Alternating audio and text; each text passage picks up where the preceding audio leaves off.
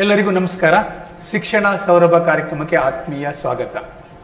ಶೈಕ್ಷಣಿಕ ವಿಚಾರದೀವಿಗೆ ಅಂತ ಹೇಳಿದರೆ SLC ವಿದ್ಯಾರ್ಥಿಗೆ ಸಂಬಂಧಪಟ್ಟ ಹಾಗೆ, ವಿಷಯಕ್ಕೆ ಸಂಬಂಧಪಟ್ಟ ಹಾಗೆ ಬೇರೆ ಬೇರೆ ಸಂದೇಹಗಳಿಗೆ ಬೇರೆ ಬೇರೆ ವಿಷಯಗಳ ಬಗ್ಗೆ ಕಳೆದ ಒಂದು ತಿಂಗಳಿಂದ ನಾವು ಈ ನಿಮ್ಮ ಸಮಸ್ಯೆಗಳಿಗೆ ಸ್ಪಂದಿಸ್ತಾ ಇದ್ದೇವೆ.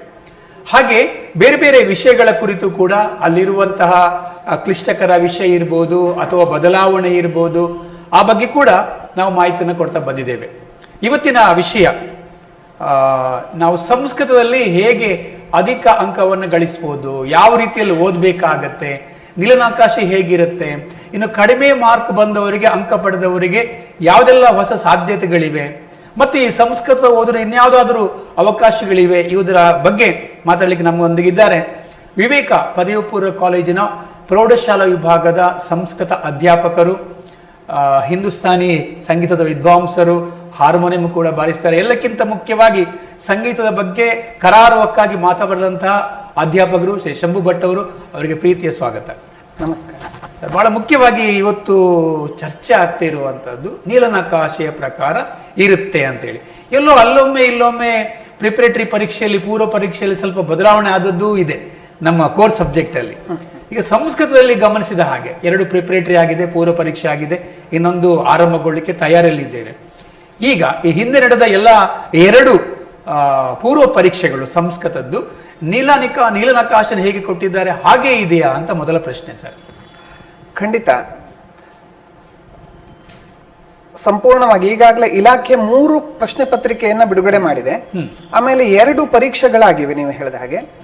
ಆ 5 ಪ್ರಶ್ನೆ ಪತ್ರಿಕೆಗಳು ನಾವು ಎದುರುಗಡೆ ಇಟ್ಕೊಂಡ್ರೆ ಸಂಪೂರ್ಣವಾಗಿ ಅದು ನೀಲನಕಾಶೆಗೆ 100ಕ್ಕೆ 100ರಷ್ಟು ಬದ್ಧವಾಗಿದೆ ಅಂತ ಹೇಳಕ್ಕೆ ನಾನು ಬಯಸ್ತೀನಿ. ಎಲ್ಲೂ ಕೂಡ ನೀಲನಕಾಶೆಯನ್ನ ಬಿಟ್ಟು ಆಚೆಗೆ ಹೋಗಿಲ್ಲ. ಉದಾಹರಣೆಗೆ ನಾನು ಹೇಳಬೇಕು ಅಂದರೆ, ಈಗಾಗಲೇ ಇಲಾಖೆ ಬ್ಲೂ ಪ್ರಿಂಟ್ ಬಿಡುಗಡೆ ಮಾಡಿದೆಯಲ್ಲ, ಆ ಬ್ಲೂ ಪ್ರಿಂಟ್ ವಾಯ್ಸ್ ಪ್ರತಿಯೊಂದು ಪಾಠಕ್ಕೂ ಕೂಡ ವೇಟೇಜನ್ನು ಕೊಟ್ಟಿದೆ. ಆ ವೇಟೇಜ್ ಹೇಗಪ್ಪ ಕೇಳಿದ್ರೆ, ಈಗ ಒಂದು ಉದಾಹರಣೆಗೆ ಗದ್ಯ ಪಾಠಗಳಲ್ಲಿ ತ್ಯಾಗಥನಃ ಪಾಠಕ್ಕೆ 5 ಅಂಕಗಳು, ಭಾರತೀಯ ವಿಜ್ಞಾನಂ ಪಾಠಕ್ಕೆ 6 ಅಂಕಗಳು. ನೀವು ಆ ಬ್ಲೂ ಪ್ರಿಂಟನ್ನು ತೆಗೆದಿಟ್ಕೊಂಡ್ರೆ ನಿಮಗೆ ಗೊತ್ತಾಗುತ್ತೆ. ಈಗಾಗಲೇ ಪ್ರಾಯಃ ವಿದ್ಯಾರ್ಥಿಗಳು ಅದನ್ನು ಸ್ಟಡಿ ಮಾಡಿದ್ದಾರೆ. ಅದಕ್ಕೆ ಅನುಗುಣವಾಗಿ ನೋಡ್ಲಿಕ್ಕೆ ಹೋದರೆ 1 ಅಂಕವು ಆಚೆ ಈಚೆ ಹೋಗಿಲ್ಲ. ಅಷ್ಟು 100ಕ್ಕೆ 100ರಷ್ಟು ಅವರು ಬ್ಲೂ ಪ್ರಿಂಟ್ ವಯಸ್ಸೇ ಕೊಟ್ಬಿಟ್ಟಿದ್ದಾರೆ ಅಂತ. ಹಾಗಾದ್ರೆ ಬಹಳ ಸುಲಭ. ಖಂಡಿತವಾಗಿ ಯಾವುದೇ ಈ ಬಾರಿ ವಿಷಯದಲ್ಲಿ ಅದು ಭಾಷಾ ಪಾಠಗಳಾಗಿರ್ಬೋದು ಅಥವಾ ಕೋರ್ಸ್ ಸಬ್ಜೆಕ್ಟ್ ಆಗಿರ್ಬೋದು, ಅವೆಲ್ಲವೂ ಕೂಡ ಬ್ಲೂ ಪ್ರಿಂಟಲ್ಲೇ ಇರ್ತದೆ. ಬಹುಶಃ ಒಂದು ವೇಳೆ ಬದಲಾವಣೆ ಆದರೆ, ಉದಾಹರಣೆಗೆ ಚರ್ಚೆ ಬಂದದ್ದು ಯಾಕಂತ ಹೇಳಿದ್ರೆ, ಮಕ್ಕಳಲ್ಲಿ ಒಂದು ಸಮಾಜ ವಿಜ್ಞಾನ ಅದನ್ನು ಸ್ವಲ್ಪ ಆಚೆ ಈಚೆ ಮಾಡಿಬಿಟ್ರು. ಸರ್, ನಾವು ಓದ್ಕೊಂಡಿತ್ತು, ಇದು ನೀವು ಎಲ್ಲ ಹೇಳ್ತೀರಿ, ಎಲ್ಲರೂ ಬಂದವರು ಹೇಳ್ತಾರೆ, ನೀವು ಮಾಧ್ಯಮದ ಮೂಲಕ ಹೇಳ್ತಾ ಇದ್ದೀರಿ ಬ್ಲೂ ಪ್ರಿಂಟ್ ಅಂತ ಹೇಳ್ತೀವಿ, ನೀಲನಕಾಶೆ, ಎಲ್ಲರೂ ಅಪ್ಪಿ ಕೇಳಿದ್ರೆ ಯಾರು ಜವಾಬ್ದಾರಿ ಅಂತ. ಅದಕ್ಕೆ ನಾನು ಉತ್ತರ ಕೊಟ್ಟೆ ಅವರಿಗೆ, ತಪ್ಪಿ ನಾವೇ ಜವಾಬ್ದಾರಿ, ನೀವು ಅದರ ಬಗ್ಗೆ ಚಿಂತೆ ಮಾಡೋ ಅವಶ್ಯಕತೆ ಇಲ್ಲ. ಏನೇ ಇರಲಿ, ಈಗ ಹೇಳಿದಾಗೆ ಸಂಸ್ಕೃತ ಕೂಡ 100ಕ್ಕೆ 101% ನೀಲನಕಾಶೆನೇ ಇರ್ತದೆ. ಅದರ ಪ್ರಕಾರ ಶಂಭಟ್ ಹೇಳಿದಾಗೆ ಅಧ್ಯಯನ ಮಾಡಿದರೆ ಒಳ್ಳೆ ಮಾರ್ಕ್ಸ್ ಅನ್ನು ತೆಗೀಬಹುದು.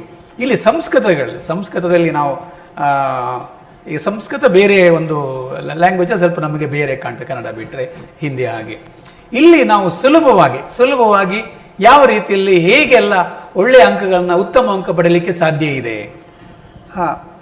ಮೊದಲನೇದಾಗಿ ನೀವು ಆವಾಗ ಒಂದು ಅಂಶ ಹೇಳಿದ್ರಲ್ಲ, ಪ್ರಶ್ನೆ ಅಕಸ್ಮಾತ್ ಈ ಚೌಕಟ್ಟಿನಿಂದ ಹೊರಗೆ ಬಂದ್ರೆ ಹೇಗೆ ಅಂತ. ಹೌದು, ಅದ್ರ ಬಗ್ಗೆ 1-2 ಮಾತು ಹೇಳ್ತೀನಿ ಸರ್. ಈಗ LBA ಬೇಸ್ಡ್ ಕ್ವಶನ್ಸ್, ಆ LBA ಆದ ಕಾರಣ ಕೆಲವು ಪ್ರಶ್ನೆಗಳು ಅದಕ್ಕೆ ಸಂಬಂಧಪಟ್ಟು ಇರಬಹುದು. ಅದು ಬಿಟ್ರೆ ಬ್ಲೂ ಪ್ರಿಂಟ್ ಬಿಟ್ಟು ಹೋಗಬಾರ್ದು ಅಂತ ನಮ್ಮ ನಿರ್ದೇಶಕರು ಹೇಳಿದ್ದಾರೆ. ಆಮೇಲೆ ನಮ್ಮ ಮಾನ್ಯ ಉಪನಿರ್ದೇಶಕರು ಕೂಡ ಅದನ್ನ ಪುನರುಚ್ಚರಿಸ್ತಾ ಇದ್ದಾರೆ. ನೀವು ಕೂಡ ಅದನ್ನೇ ಹೇಳಿದ್ರಿ. ಎಲ್ಲೋ ಮಕ್ಕಳಿಗೆ ಹಾಗಾದ್ರೆ ಅದಕ್ಕೆ ಜವಾಬ್ದಾರರು ನಾವೇ ಆಗಿರ್ತೀವಿ, ಅಥವಾ ಈ ವ್ಯವಸ್ಥೆ ಜವಾಬ್ದಾರಿಯಾಗಿರ್ತದೆ. ಇನ್ನು ನೀವು ಹೇಳಿದ್ರಿ ಸಂಸ್ಕೃತದಲ್ಲಿ ಸುಲಭವಾಗಿ ಅಂಕ ಪಡೆಯುವುದು ಹೇಗೆ ಅಂತ. ಮುಖ್ಯವಾಗಿ ಸರ್, ನಿಮ್ಗೆ ನೆನಪಿರಬಹುದು, ನಾವು ಚಿಕ್ಕವರಿರುವಾಗ ನಮ್ಮ ಅಮ್ಮ ಕೂರಿಸ್ಕೊಂಡು ಪ್ರತಿ ದಿವಸ ಬಾಯ್ಪಾಠ ಹೇಳಿಸ್ತಿದ್ಲು. ಪ್ರತಿ ದಿವಸ ಅಕ್ಷರವನ್ನ ಓದುವುದು, ಅಕ್ಷರವನ್ನ ಹೇಳುವುದು, ಆಮೇಲೆ ಕಾಗುಣಿತ ಅಕ್ಷರಗಳನ್ನ ಹೇಳುವುದು, ಆಮೇಲೆ ಸಂಖ್ಯೆಯನ್ನ ಹೇಳುವುದು, ಅದರ ಮಗ್ಗಿಯನ್ನ ಹೇಳುವುದು. ನನಗೆ ನಮ್ಮಮ್ಮ ಹೇಳ್ಕೊಟ್ಟಂತ ಮಗ್ಗಿ ಇವತ್ತು ನೆನಪಾಗತ್ತೆ. ಇವತ್ತು ಯಾರೂ ಹೇಳುವುದಿಲ್ಲ. ಕಾಲು ಅರ್ಧ ಮುಕ್ಕಾಲು ಮಗ್ಗಿ. ಹಾಗೆ ಈ ಭಾಷೆಯೂ ಕೂಡ ನಾವು ಅದೇ ರೀತಿ ಅಧ್ಯಯನ ಮಾಡಿದಾಗ ಮಾತ್ರ ನಮ್ಗೆ ಒಲಿತದೆ ಅಂತ. ವಿಶೇಷವಾಗಿ ಸಂಸ್ಕೃತದಲ್ಲಿ ಹೇಳ್ಬೇಕಂದ್ರೆ ಆ ಬಾಯಿಪಾಠ ಕ್ರಮ ಅಂತ ಹೇಳಿದೆಯಲ್ಲ, ದಿನ ಹೇಳುವಂಥದ್ದು ರಟನ ಅಂತ ಹೇಳ್ತೀವಿ ನಾವು ಸಂಸ್ಕೃತದಲ್ಲಿ, ರಟನಂ.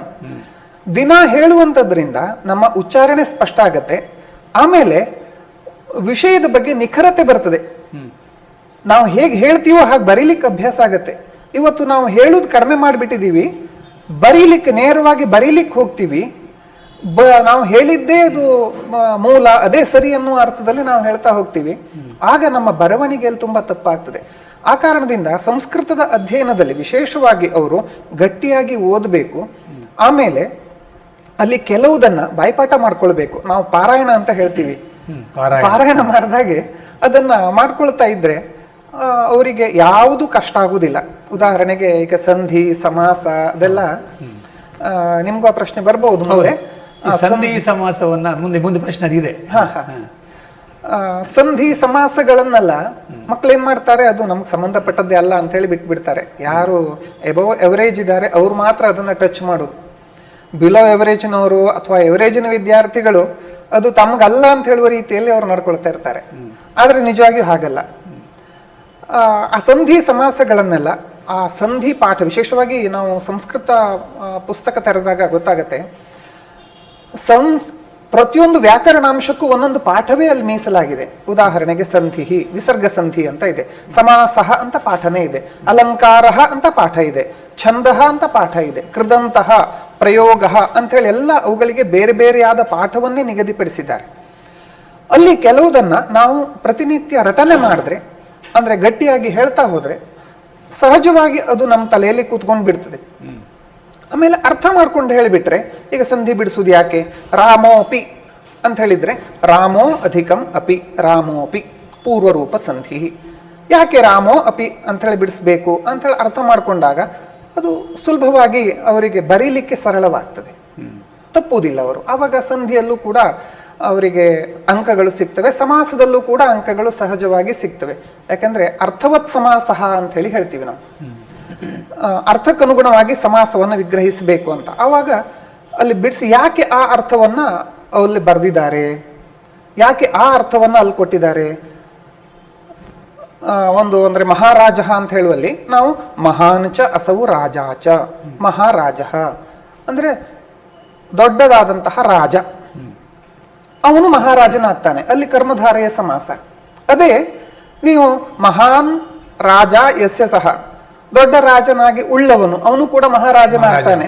ಅಂದ್ರೆ ಅರ್ಥವತ್ ಸಮಾಸ ಅಂತ ಹೇಳಲಿಕ್ಕೆ ಹೊರಟೆ, ಪರೀಕ್ಷೆಗೆ ಸಂಬಂಧಪಟ್ಟದ್ದಲ್ಲ.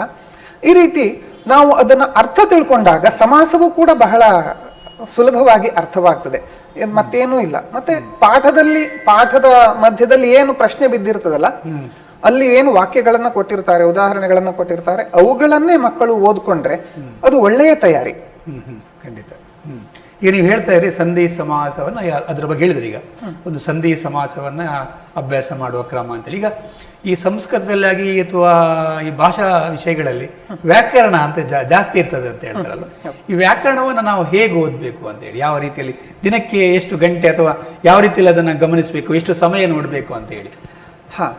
ವ್ಯಾಕರಣವನ್ನ ಓದುವುದು, ಅದರೊಳಗೆ ನಾನು ಸಂಧಿ ಮತ್ತೆ ಸಮಾಸಗಳ ವಿಚಾರವನ್ನ ಹೇಳಿದೆ. ಹಾಗೆ ನಾವು ವ್ಯಾಕರಣದಲ್ಲಿ ಕೃದಂತ ಅಂತ ಇದೆ, ಪ್ರಯೋಗ ಅಂತ ಇದೆ. ಇನ್ನು ವ್ಯಾಕರಣದ ಅಂಶ ಅಲ್ದಿದ್ರು ನಾವು ವ್ಯಾಕರಣ ಭಾಗದಲ್ಲಿ ಇಟ್ಟಿದ್ದೀವಿ ಅಲಂಕಾರ ಮತ್ತೆ ಛಂದಸ್ಸು, ಪತ್ರ, ಪ್ರಬಂಧ, ಇವುಗಳನ್ನೆಲ್ಲ ನಾವು ಆ ಒಂದು ಗುಂಪಿನಲ್ಲಿ ಸೇರಿಸ್ತೀವಿ.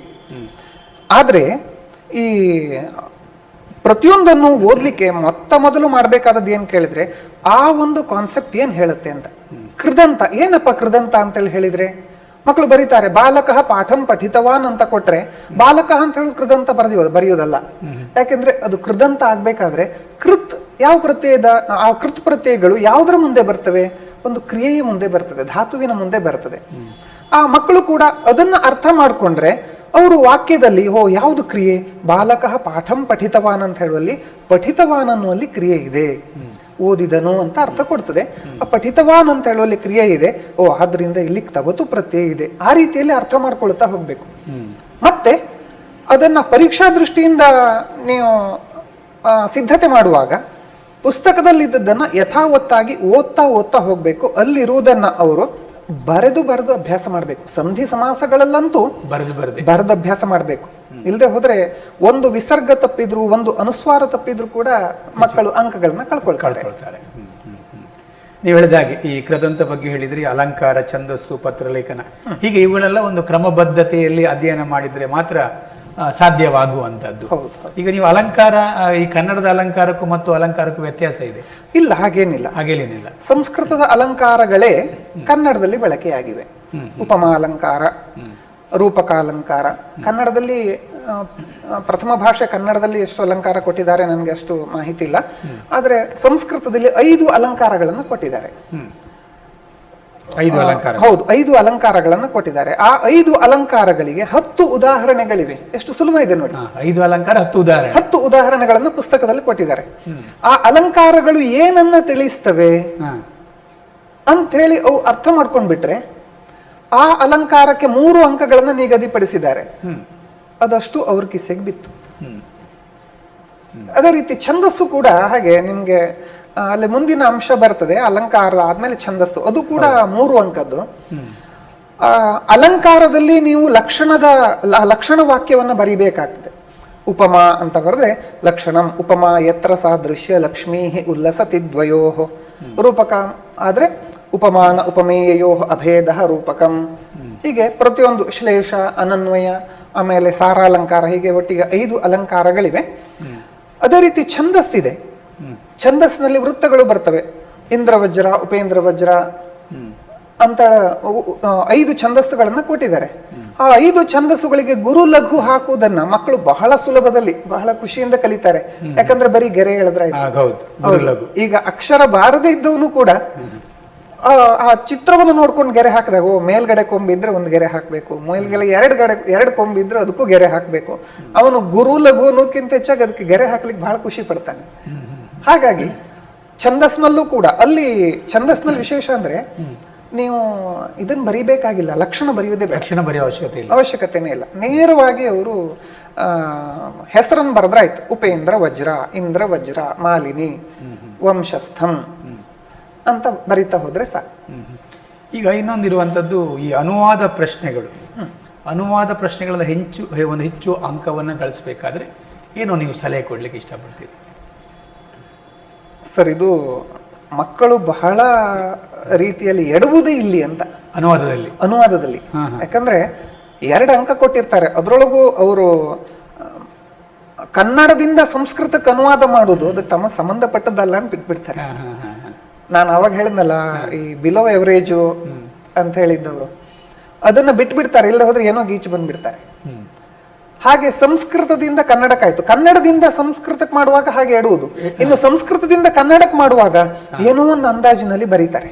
ನಿಮ್ ಸಂಸ್ಕೃತದಿಂದ ಕನ್ನಡ, ಕನ್ನಡ ಸಂಸ್ಕೃತಕ್ಕೂ ಹೌದು ಹಾಗೆ ಇರ್ತದೆ. ನಾನು ಅವರಿಗೊಂದು ಸಲಹೆ ಕೊಡ್ತೀನಿ. ನಾನು ಶಾಲೆಯಲ್ಲಿ ಪ್ರಯೋಗ ಕೂಡ ಮಾಡಿದ್ದೀನಿ. ಅದು ಹೇಗಿರ್ತದೆ ಕೇಳಿದ್ರೆ, ನೋಡಿ, ಸಂಸ್ಕೃತ ಕನ್ನಡಕ್ಕೆ ಎಷ್ಟು ಉಪಕಾರಿಯಾಗಿದೆ ಅಂತ ಹೇಳುವುದಕ್ಕೆ ಒಂದು ಉದಾಹರಣೆ. ಬಾಲಕನು ಪಾಠವನ್ನು ಓದುತ್ತಾನೆ. ಸರ್, ಇದರಲ್ಲಿ ಬಾಲಕ ಶಬ್ದ ಸಂಸ್ಕೃತದೇ, ಪಾಠ ಶಬ್ದ ಸಂಸ್ಕೃತದೇ. ಬಾಲಕನು ಯಾವ ವಿಭಕ್ತಿ ಇದೆ? ಪ್ರಥಮ ವಿಭಕ್ತಿ ಇದೆ ಅಂತ ಹೇಳ್ತೀರಿ ನೀವು. ಅದೇ ಇನ್ನು ಪಾಠವನ್ನು ದ್ವಿತೀಯ ವಿಭಕ್ತಿ ಇದೆ ಅಂತ ಹೇಳ್ತೀರಿ. ಅದೇ ವಿಭಕ್ತಿ ಪ್ರತ್ಯಯವನ್ನ ಸಂಸ್ಕೃತಕ್ಕೆ ಹಾಕಿದ್ರೆ ಆಯ್ತು. ಬಾಲಕನು ಇದ್ದಲ್ಲಿ ಬಾಲಕಃ, ಹೌದು. ಪಾಠವನ್ನು ಇದ್ದಲ್ಲಿ ದ್ವಿತೀಯ ವಿಭಕ್ತಿ ಪ್ರತ್ಯಯ ಅಂ, ಪಾಠವನ್ನು ಪಾಠಂ, ಬಾಲಕಃ ಪಾಠಂ. ಪಠತಿ ಅಂತ ಕೇಳಿರ್ತಾರೆ, ಪಠತಿ ಅಂತ ಬರೆದ್ಬಿಟ್ರೆ ಆಯ್ತು. ಬಾಲಕಃ ಪಾಠಂ ಪಠತಿ. ಬಹಳ ಸುಲಭ ಆಗ್ತದೆ. ಅಂದ್ರೆ ಕನ್ನಡದಲ್ಲಿ ಸಂಸ್ಕೃತದ ಅನೇಕ ಶಬ್ದಗಳಿವೆ. ಆ ಶಬ್ದಗಳನ್ನೇ ಅಲ್ಲಿ ಅನುವಾದದಲ್ಲಿ ತಂದಿರ್ತಾರೆ. ಯಾಕಂದ್ರೆ ಅದಕ್ಕೆ ಕಾರಣನೂ ಇದೆ ಹಾಗೆ ತರಲಿಕ್ಕೆ. ಸಂಸ್ಕೃತವನ್ನ ಹೆಚ್ಚಿನ ವಿದ್ಯಾರ್ಥಿಗಳು 8ನೇ ತರಗತಿಯಲ್ಲೇ ಶುರು ಮಾಡುದೇ ಆವಾಗ. ಅವರಿಗೆ 3 ವರ್ಷದಲ್ಲಿ ಅದನ್ನು ಅನುವಾದ ಮಾಡುವಷ್ಟು ಅವರಿಗೆ ಪ್ರೌಢಿಮೆ ಬರಬೇಕು ಅಂದ್ರೆ ಅಷ್ಟು ಸುಲಭದಲ್ಲಿ ಇಲ್ಲ. ಆದ್ರೆ ಅವರು ಅನುವಾದ ಮಾಡ್ತಾರೆ. ಯಾಕೆ ಆ ಶಕ್ತಿ ಬರ್ತದೆ ಕೇಳಿದ್ರೆ ಇದೇ ಗುಟ್ಟು. ಸಂಸ್ಕೃತದಲ್ಲಿರುವಂತಹ ಅನೇಕ ಶಬ್ದಗಳು ಕನ್ನಡದಲ್ಲಿವೆ. ಕನ್ನಡದ ಅನೇಕ ಶಬ್ದಗಳಿಗೆ ಸಂಸ್ಕೃತದ ಪ್ರತ್ಯಯ ಹಾಕಿದ್ರೆ ಅದು ಸಂಸ್ಕೃತ ಆಗ್ತದೆ. ಹೀಗಾಗಿ ಮಕ್ಕಳಿಗೆ ಹೇಳುವಂಥದ್ದು, ನೀವು ಕನ್ನಡದಿಂದ ಸಂಸ್ಕೃತಕ್ಕೂ ಅನುವಾದ ಮಾಡಿ, ಸಂಸ್ಕೃತದಿಂದ ಕನ್ನಡಕ್ಕೂ ಅನುವಾದ ಮಾಡಿ. ಹಾಗೆ ಮಾಡುವಾಗ ಒಂದೆರಡು ಸೂಚನೆಗಳನ್ನು ಗಮನಿಸಿ. ಆ ವಾಕ್ಯ ಯಾವ ಕಾಲದಲ್ಲಿದೆ? ಭೂತಕಾಲದಲ್ಲಿದ್ರೆ ಬಾಲಕಃ ಪಾಠಂ ಅಪಠತ್ ಅಂತ ಬರಿಬೇಕು, ಅಥವಾ ಪಠಿತವಾನ್ ಅಂತ ಬರಿಬೇಕು. ಭವಿಷ್ಯತ್ ಕಾಲದಲ್ಲಿದ್ರೆ ಬಾಲಕಃ ಪಾಠಂ ಪಠಿಷ್ಯತಿ ಅಂತ ಬರಿಬೇಕು. ಅದೇ ಅದು ಆ ವಾಕ್ಯ ಯಾವ ವಚನದಲ್ಲಿದೆ ಅಂತ ಹೇಳುವುದನ್ನು ಗಮನಿಸಿಕೊಳ್ಬೇಕು. ಬಾಲಕರು ಪಾಠವನ್ನು ಓದುತ್ತಿದ್ದಾರೆ ಅಂತ ಕೊಟ್ರೆ ಬಾಲಕಃ ಅಂತ ಬರೆದ್ರಾಗುದಿಲ್ಲ, ಬಾಲಕಾಹ. ಯಾಕಂದ್ರೆ ಬಹುವಚನ ಇದೆಯಲ್ಲ, ಅದಕ್ಕೆ ನಾನು ಹೇಳುದು ಕಾಲ ಮತ್ತೆ ವಚನಗಳನ್ನ ತಲೆಯಲ್ಲಿ ಇಟ್ಕೊಂಡು ನೀವು ಅನುವಾದವನ್ನ ಮಾಡಿ. ಬಹಳ ಸರಳವಾಗಿರ್ತದೆ. ಇನ್ನು ಆಂಗ್ಲ ಮಾಧ್ಯಮದ ವಿದ್ಯಾರ್ಥಿಗಳಿಗೆ ಅದನ್ನ ಸಂಸ್ಕೃತದಲ್ಲಿದ್ದದ್ದನ್ನ ಆಂಗ್ಲ ಭಾಷೆಗೆ ಅನುವಾದ ಮಾಡ್ಲಿಕ್ಕೂ ಕೂಡ ಅವಕಾಶ ಇದೆ. ಹಾಗಾಗಿ ಇದೆಲ್ಲ ಗಮನಿಸ್ಕೊಳ್ಬೇಕು. ಒಂದು ಕನ್ನಡದಿಂದ ಸಂಸ್ಕೃತ, ಸಂಸ್ಕೃತದಿಂದ ಕನ್ನಡ ಮತ್ತು ಸಂಸ್ಕೃತ ಇಂಗ್ಲಿಷಿಗೆ ಕೂಡ ಒಂದು ಅವಕಾಶ ಇರ್ತದೆ. ಬಹಳ ಎಚ್ಚರಿಕೆಯಿಂದ ಮಾಡಿದ್ರೆ ಖಂಡಿತವಾಗಿ ಇಲ್ಲೂ ಕೂಡ ಒಳ್ಳೆ ಅಂಕವನ್ನು ಪಡಿಬಹುದು. ಅಲ್ಲಿ ಇನ್ನೊಂದು ವಿಚಾರ ಸರ, ನಾನೇನು ಇಂಗ್ಲಿಷಲ್ಲಿ ಬರಿಬಹುದು ಅಂತ ಹೇಳಿದ್ನಲ್ಲ, ಈ ಶ್ಲೋಕ ತಾತ್ಪರ್ಯಗಳನ್ನ ಬರೆಯುವಾಗ ಅವರಿಗೆ ಇಂಗ್ಲಿಷ್ನಲ್ಲೂ ಬರೀಲಿಕ್ಕೆ ಅವಕಾಶ ಇರ್ತದೆ. ದಶವಾಕ್ಯೈ ಉತ್ತರಂ ಲಿಖತ ಅಂತ ಹೇಳಿ ಇರ್ತದೆ. ಅಲ್ಲಿ ಮಾತೃಭಾಷೆಯ, ಆಂಗ್ಲ ಭಾಷೆಯ, ಸಂಸ್ಕೃತ ಭಾಷೆಯಾವ ಉತ್ತರಂ ಲಿಖತ ಅಂತ ಇರ್ತದೆ. ಅಲ್ಲೂ ಕೂಡ ಇಂಗ್ಲಿಷ್ನಲ್ಲಿ ಬರೀಲಿಕ್ಕೆ ಅವಕಾಶ ಇದೆ ಇಂಗ್ಲಿಷ್ ಮೀಡಿಯಂ ಮಕ್ಕಳಿಗೆ. ಕನ್ನಡ ಮೀಡಿಯಂ ಮಕ್ಕಳು ಅದನ್ನ ಸಂಸ್ಕೃತದಲ್ಲೂ ಬರೀಬಹುದು, ಕನ್ನಡದಲ್ಲೂ ಬರೀಬಹುದು. ಇಂಗ್ಲಿಷಲ್ಲಿ ಬರೆದ್ರೆ ಏನು ಬೇಡ ಅಂತ ಹೇಳುದಿಲ್ಲ, ಆದ್ರೆ ಅವರು ಅದನ್ನ ಅಟೆಂಡ್ ಮಾಡೋದು ಬಹಳ ಕಡಿಮೆ. ಆಮೇಲೆ ವಿಶೇಷವಾಗಿ ಸಂಸ್ಕೃತದಲ್ಲೂ ಬರೀಲಿಕ್ಕೆ ಅವಕಾಶ ಇರ್ತದೆ. ಸಂಸ್ಕೃತದಲ್ಲಿ ಬರೀಬಹುದು. ಯಾಕಂದ್ರೆ ಶ್ಲೋಕದ ಅರ್ಥವನ್ನ ಅವರು ಸಂಸ್ಕೃತದಲ್ಲೂ ಬರೆದ್ರೆ ಅವರ ಪ್ರೌಢಿಮೆಯನ್ನು ತೋರಿಸಿದಾಗಾಯ್ತು. ಅದು ಅಲ್ಲೊಂದು ಗುಟ್ಟಿದೆ. ಸಂಸ್ಕೃತದಲ್ಲಿ ಅವರು ಬರೆದ್ರು ಅಂತ ಆದ್ರೆ ಸಹಜವಾಗಿ ಸರ್, ಈಗ ನಿಮ್ಮ ಶಿಷ್ಯ ನಾನು ಅಂತ ಹೇಳಿದ್ರೆ, ನಾನು ಸಂಸ್ಕೃತದಲ್ಲಿ ನಿಮ್ಗೆ ಬರೆದು ಕೊಟ್ಟೆ ಅಂತ ಹೇಳಿದ್ರೆ ನೀವು ಬಹಳ ಖುಷಿ ಪಡ್ತೀರಿ. ಏನೋ ಒಂದು ಗ್ರಾಮರ್ ಮಿಸ್ಟೇಕ್ ಇದೆ ಅಂತ ಹೇಳಿದ್ರು ನನ್ನನ್ನು ಕ್ಷಮಿಸಿ ಬಿಡ್ತೀರಿ. ಅದೊಂದು ಹುಡುಗ ಪ್ರಯತ್ನ ಪಟ್ಟಿದ್ದಾನೆ ಅಂತ ಹೇಳಿ ಕೊಟ್ಬಿಡ್ತೀರಿ. ಹಾಗೆ ಅಲ್ಲಿಯೂ ಕೂಡ ಈ ಮಾಧ್ಯಮದ ವಿಚಾರದಲ್ಲೂ ಮಕ್ಕಳಿಗೆ ಅದೊಂದು ಅನುಕೂಲ ಇದೆ. ಸಂಸ್ಕೃತದಲ್ಲಿ ಬರೀಲಿಕ್ಕೆ ಅವಕಾಶ ಇದೆ, ಇಂಗ್ಲಿಷಲ್ಲಿಯೂ ಬರೀಲಿಕ್ಕೆ ಅವಕಾಶ ಇದೆ ಅಂತ. ಇನ್ನು ಈ ವಿಭಕ್ತಿ ಲಿಂಗ ವಚನಗಳಲ್ಲಿ ತಪ್ಪುಗಳು ತುಂಬಾ ಆಗ್ತಾ ಇರ್ತವೆ. ಈ ತಪ್ಪುಗಳನ್ನ ಹೇಗೆ ತಪ್ಪಿಸಬಹುದು, ಮತ್ತೆ ಯಾವ ತಪ್ಪುಗಳನ್ನು ಮಕ್ಕಳು ಹೆಚ್ಚು ಮಾಡ್ತಾರೆ? ಮಕ್ಕಳು ತಪ್ಪು ಮಾಡುವುದು ಅಂತ ಹೇಳಿದ್ರೆ ವಿಶೇಷವಾಗಿ ವ್ಯಾಕರಣ ಪಾಠಗಳಲ್ಲೇ ತಪ್ಪು ಮಾಡುವುದವರು, ವ್ಯಾಕರಣದ ಪ್ರಶ್ನೆಗಳಲ್ಲಿ. ಆದ್ರೆ ಮುಖ್ಯವಾಗಿ ನಮ್ಮಲ್ಲಿ ಫಸ್ಟ್ ಬರುವಂತಹ ಏನು MCQ ಇದೆ ನೋಡಿ, ಹೌದು, ಬಹು ಆಯ್ಕೆಯ ಪ್ರಶ್ನೆಗಳು, ಅವೆಲ್ಲವೂ ಕೂಡ ವ್ಯಾಕರಣದ ಆಧಾರಿತವಾಗಿ ಇರ್ತವೆ. ಅವು ಆ ಪ್ರಶ್ನೆಗಳಿಗೆ ಅವರು ಉತ್ತರವನ್ನ ಕೊಡುವಾಗ ವ್ಯಾಕರಣದ ಒಂಚೂರು ಅಧ್ಯಯನ ಮಾಡ್ಕೊಳ್ಬೇಕು. ನೀವು ಕೇಳಿದ ಹಾಗೆ ಈಗ ಲಿಂಗ, ವಿಭಕ್ತಿ, ವಚನ ಇತ್ಯಾದಿಗಳನ್ನ ಅವರು ಹೇಗೆ ಕಲಿಬೇಕು ಅಂತ ಎರಡು ವಿಧಾನ ಇದೆ. ಒಂದು, ಅವರು 8ನೇ ತರಗತಿಯಿಂದಲೇ ಅಧ್ಯಯನ ಮಾಡ್ತಾ ಇರುವಾಗ 8ನೇ ತರಗತಿಯಲ್ಲಿ ಅವರಿಗೆ ಶಬ್ದಗಳು ಬಂದಿರ್ತೇವೆ, ರಾಮ ಶಬ್ದ ಅಂತ. ಆ ರಾಮ ಶಬ್ದ ಕಲೀರಿ ಅಂತ ಹೇಳಿ ನಾವು ಹೇಳಿರ್ತೀವಿ, ಅವರಿಗೆ ಕಲಿಸಿರ್ತೀವಿ. ಅಕಾರ ಅಂತ ಪುಲ್ಲಿಂಗ ರಾಮ ಶಬ್ದ, ಆಕಾರ ಅಂತ ಸ್ತ್ರೀಲಿಂಗ ಸೀತಾ ಶಬ್ದ ಅಥವಾ ಗೀತಾ ಶಬ್ದ, ಅಕಾರ ಅಂತ ನಪುಂಸಕಲಿಂಗ ವನ ಶಬ್ದ. ಹೀಗೆ ಆ ಶಬ್ದಗಳನ್ನ ಅವರು ಕಲ್ತ್ರೆ ಮುಂದೆ, ಈಗ ರಾಮ ಶಬ್ದ ಕಲ್ತ್ರೆ ಮತ್ತೆ ವೃಕ್ಷ ಶಬ್ದ ಅವನು ಕಲಿಬೇಕಾಗಿಲ್ಲ. ಅವನು ಬರೀ 24 ರೂಪಗಳನ್ನ ಕಲ್ತು ಬಿಟ್ರೆ ಸಹಜವಾಗಿ ಎಂಥದ್ದೇ ಶಬ್ದ ಕೊಟ್ಟರೂ ಕೂಡ ಅವನು ಆಲಯ, ದೇವ, ರಾಮ, ಕೃಷ್ಣ, ಗಣೇಶ ಎಂತ ಕೊಟ್ಟರು ಅವನು ಬರೆದಿಟ್ಬಿಡ್ತಾನೆ. ಅದರ ಲಿಂಗ, ವಿಭಕ್ತಿ, ವಚನಗಳನ್ನು ಅವನು ಗುರುತಿಸ್ಲಿಕ್ಕೆ ಸಮರ್ಥನಾಗ್ತಾನೆ. ಇದು ಒಂದು ವಿಧಾನ. ಆದ್ರೆ ಸಹಜವಾಗಿ ಒಂದು ಮಾತಿದೆ, ಭಾಸ ಒಂದು ಮಾತು ಹೇಳ್ತಾನೆ, ಕಲಿತ ವಿದ್ಯೆ ನಿಧಾನವಾಗಿ ಅದು ಮರ್ತು ಹೋಗ್ತದೆ ಅಂತ. ನಾವು ಮರೆಯೋದ್ರಲ್ಲಿ ಮುಂದು. ಹಾಗೆ ಮರ್ತು ಹೋದ್ರೂ ಚಿಂತೆ ಮಾಡಬೇಕಾಗಿಲ್ಲ. ಈ ಪ್ರತಿಯೊಂದು ಪಾಠದ ಕೊನೆಯಲ್ಲಿ ಅಭ್ಯಾಸ ಭಾಗದಲ್ಲಿ ಲಿಂಗ, ವಿಭಕ್ತಿ, ವಚನಾನಿ ಲಿಖತ ಅಂತ ಕೊಟ್ಟಿರ್ತಾರೆ. ಲಕಾರ ಪುರುಷ ವಚನಾನಿ ಲಿಖತ, ನೀವು ಹೇಳಿದ್ರ ಜೊತೆಗೆ ಒಂದು ಸೇರಿಸಿಕೊಂಡೆ ನಾನು, ಲಕಾರ ಪುರುಷ ವಚನಾನಿ ಲಿಖತ ಅಂತ ಕೊಡ್ತಾರೆ. ಅವುಗಳನ್ನ ಸರಿಯಾಗಿ ನೋಡ್ಕೊಂಡ್ರೆ ಲಿಂಗ ಶಬ್ದದ ಲಿಂಗ ಗುರುತಿಸಬಹುದು, ಹಾಗೆ ವಚನಗಳನ್ನ ಗುರುತಿಸಬಹುದು, ಕ್ರಿಯಾಪದದಲ್ಲಿ ಆ ಲಕಾರವನ್ನು ಗುರುತಿಸಬಹುದು, ಅಲ್ಲೂ ಪುರುಷ ವಚನಗಳನ್ನು ಕೂಡ ಗುರುತಿಸ್ಲಿಕ್ಕೆ ಆಗ್ತದೆ. ಎರಡು ವಿಧಾನ. ಒಂದು ಹಳತು ನೆನಪಿದ್ರೆ, ಶಬ್ದಗಳು ನೆನಪಿದ್ರೆ ಅವುಗಳನ್ನ ಅದರ ಮೂಲಕ ತಿಳ್ಕೊಳ್ಳೋದು ಒಂದು. ಎರಡನೇದು, ಇಲ್ಲ ಈ ವರ್ಷನೇ ಇನ್ನು ಕೆಲವು ವಿದ್ಯಾರ್ಥಿಗಳಿದ್ದಾರೆ ಸರ್, 10ನೇ ತರಗತಿಯಲ್ಲಿ ನಮಗೆ ಸಂಸ್ಕೃತ ಬೇಕು ಅಂತ ತಗೊಂಡವರು ಇದ್ದಾರೆ, ಅಲ್ಲಲ್ಲಿ ಸಿಗ್ತಾರೆ ನಮ್ಗೆ. 9ನೇ ತರಗತಿಯಲ್ಲಿ ಸಂಸ್ಕೃತ ತಗೊಂಡವರು ಇರ್ತಾರೆ. ಅವರಿಗೂ ಏನು ಚಿಂತೆ ಮಾಡಬೇಕಾಗಿಲ್ಲ, ಯಾಕಂದ್ರೆ ಅವ್ರಿಗೆ 8ನೇ ಕ್ಲಾಸಲ್ಲಿ ಆ ಪಾಠ ಆಗಿರೋದಿಲ್ಲ. ಆದ್ರೂ ಕೂಡ ಅವರಿಗೂ ಕೂಡ ಇದ್ರೊಳಗೆ, ಯಾಕಂದ್ರೆ ಬರುವುದು 2 ಅಂಕ, ಒಂದು ವಿಭಕ್ತಿಯನ್ನ ಗುರುತಿಸಿ ಅಥವಾ ಲಿಂಗವನ್ನು ಗುರುತಿಸಿ ಅಂತ ಕೊಡ್ತಾರೆ, ಇನ್ನೊಂದು ಪುರುಷವನ್ನ ಅಥವಾ ಲಕಾರವನ್ನು ಗುರುತಿಸಿ ಅಂತ ಕೊಟ್ಟರು. ಅಂದ್ರೆ ಅದು ಎರಡೂ ಕೂಡ ಪಾಠದ ಅಭ್ಯಾಸ ಭಾಗದಲ್ಲಿ ಇರ್ತಕ್ಕಂಥದ್ದನ್ನೆಲ್ಲ ನೋಡ್ಕೊಂಡ್ಬಿಟ್ರೆ ಅವರಿಗೆ ಅದರಲ್ಲಿ ಯಾವ ಸಂದೇಹವೂ ಬರುವುದಿಲ್ಲ. ಖಂಡಿತವಾಗಿ. ಈಗ ಇನ್ನೊಂದು ಮುಂದಿನದು ಪತ್ರ ಅನ್ವಯ ಬರವಣಿಗೆಯಲ್ಲಿ ಏನಾದರೂ ಗಮನಿಸಬೇಕಂತ ಅನ್ಸುತ್ತಾ? ಪತ್ರಗಳ ಇದರಲ್ಲಿ ಎಷ್ಟು ಪತ್ರಗಳಿಗೆ ಎಷ್ಟು ಮಾರ್ಕನ್ನು ಇಟ್ಟಿದ್ದಾರೆ? ಪತ್ರಗಳಲ್ಲಿ ಪತ್ರ ಬರೀಲಿಕ್ಕೆ 5 ಅಂಕಗಳು. ಆ ಪತ್ರ ಕೊಡುವಾಗ ಒಂದು ವ್ಯಾವಹಾರಿಕ ಪತ್ರ, ಇನ್ನೊಂದು ವೈಯಕ್ತಿಕ ಪತ್ರ, 2 ಪತ್ರಗಳನ್ನ ಕೊಡ್ತಾರೆ. ವ್ಯಾವಹಾರಿಕ ಪತ್ರದಲ್ಲಿ ವಿರಾಮ ಪತ್ರ ಅತ್ಯಂತ ಪ್ರಮುಖವಾದುದು. ರಜಾರ್ಜಿ ಅಂತ ನಾವೇನ್ ಹೇಳ್ತೀವಿ, ಲೀವ್ ಲೆಟರ್. ಆ ವಿರಾಮ ಪತ್ರವನ್ನ ಅವರು ಸಂಪೂರ್ಣವಾಗಿ ಅಧ್ಯಯನ ಮಾಡಿಕೊಂಡ್ರೆ ಅವರಿಗೆ ಸಹಜವಾಗಿ ಅಲ್ಲಿ 5 ಅಂಕಗಳನ್ನು ಪಡಿಬಹುದು ಸರ್. ಯಾಕಂದ್ರೆ ಪ್ಯಾಟರ್ನ್ ಸೇಮ್ ಇರ್ತದಲ್ವಾ, ಸಕಾಶಾತ್, ಸವಿಧೆ, ಮಾನ್ಯಾಹ, ಆಮೇಲೆ ವಿಷಯ, ಶ್ವಃ ಆರಭ್ಯ ಅಂತ ವಿಷಯ ಬರ್ಕೊಂಡು ಹೋಗ್ತಾನೆ. ಆಮೇಲೆ ಕೆಳಗಡೆ ಅವನು ಧನ್ಯವಾದಾಹ ಇತಿ ವಿಧೇಯ ಛಾತ್ರ. ಮತ್ತೊಂದು ವಿಶೇಷ ಅಂತ ಹೇಳಿದ್ರೆ, ನೀವು ಪತ್ರ ಬರೆಯುವಾಗ ನಿಮ್ಮ ಹೆಸರು ಬರಿಬೇಕಾಗಿಲ್ಲ, ಹೆಸರು ಬರೀಬಾರ್ದು ಅಂತ ಇರ್ತದೆ ನಿಮ್ಗೆ, ಉತ್ತರ ಪತ್ರಿಕೆಯಲ್ಲೇ ಇರ್ತದೆ, ಹೆಸರಾಗ್ಲಿ ಯಾವುದೇ ಗುರುತನ್ನ ಬರೀಬಾರ್ದು ಅಂತ. ನೀವು ಹೆಸರು ಬರೆಯೋದು ಬೇಡ, ಶಾಲೆ ಹೆಸರು ಬರೆಯೋದು ಬೇಡ, ಅಲ್ಲೊಂದು ಕೊಟ್ಟಿರ್ತಾರೆ ಶಾಲೆ ಹೆಸರು, ಅಲ್ಲೇ ಕೊಟ್ಟಿರ್ತಾರೆ, ಶಾಲೆ ಎಲ್ಲ ಕೊಟ್ಟಿರ್ತಾರೆ. ಹೌದು, ಧಾರವಾಡ ನಗರಸ್ಯ ಶಾರದಾ ವಿದ್ಯಾಲಯ ಇತಿ ಜ್ಞಾತ್ವ ಅಂತ ಕೊಟ್ಟಿರ್ತಾರೆ. ಅವಾಗ ನೀವು ಬರೆದ್ರಾಯ್ತು. ಮೇಲ್ಗಡೆ ಏನು, ಹೆಸರಿನ ಬದಲಿಗೆ ಛಾತ್ರ ಅಥವಾ ಛಾತ್ರ. ನೀವು ಎಲ್ಲರೂ ಛಾತ್ರ ಅಂತ ಬರೆದು ಬಿಡಿ, ಏನು ತೊಂದರೆ ಇಲ್ಲ. ಹುಡುಗ ಇರಲಿ ಹುಡುಗಿ ಇರಲಿ, ಛಾತ್ರ ಅಂತ ಬರಿಬಹುದು. ಆಮೇಲೆ ಶಾರದಾ ವಿದ್ಯಾಲಯ ಧಾರವಾಡ ನಗರಂ ಹಾಗೆ ಬರಿತಾ ಹೋಗೋದು. ಮುಖ್ಯೋಪಾಧ್ಯಾಯ ಶಾರದಾ ವಿದ್ಯಾಲಯ ಧಾರವಾಡ ನಗರಂ ಮಾನ್ಯ, ಹೀಗೆ ಬರ್ಕೊಂಡು ಹೋಗೋದು. ಛಾತ್ರ ಅಂತ ಬರೆದು ಬಿಡಿ, ನಿಮ್ಗೆ ಯಾವ ಹೆಸರಿನ ಸಮಸ್ಯೆ ಬರುವುದಿಲ್ಲ. ಶಾಲೆಯ ಹೆಸರು ಕೂಡ ಅಲ್ಲೇ ಕೊಟ್ಟಿರ್ತಾರೆ. ನಿಮ್ಗೆ ಪತ್ರದಲ್ಲಿ 5ಕ್ಕೆ 5 ಅಂಕ ಪಡಿಬಹುದು. ಇನ್ನು ಪ್ರಬಂಧದಲ್ಲಿ ನೀವು ಅನ್ವಯ ಬರವಣಿಗೆ ಅಂತೇಳಿ ಹೇಳಿದ್ರಲ್ಲ, ಮಕ್ಕಳು ಸ್ವತಃ ಬರಿಬೇಕಾಗ್ತದೆ. ಪ್ರಬಂಧ ನಾವು ಕನ್ನಡದಲ್ಲಿ ಹೇಳುವಾಗ ನಿಜವಾಗಿಯೂ ಅಲ್ಲಿ ಪೀಠಿಕೆ ಇರಬೇಕು, ವಿಷಯ ನಿರೂಪಣೆ ಇರಬೇಕು, ಅದಕ್ಕೆ ಉಪಸಂಹಾರ ಇರಬೇಕು ಅಂತ ಹೇಳ್ತೀವಿ. ಆದ್ರೆ ಇಲ್ಲಿ ಪಾಠ ಪುಸ್ತಕದ ಕೊನೆಯಲ್ಲಿ ಒಂದಿಷ್ಟು ಸಿದ್ಧ ಪ್ರಬಂಧಗಳನ್ನ ಕೊಟ್ಟಿದ್ದಾರೆ. ಆ ಸಿದ್ಧ ಪ್ರಬಂಧಗಳು 4 ಪ್ರಬಂಧಗಳಿವೆ. ಆ 4 ಪ್ರಬಂಧಗಳನ್ನ ಕಲ್ತುಕೊಂಡು,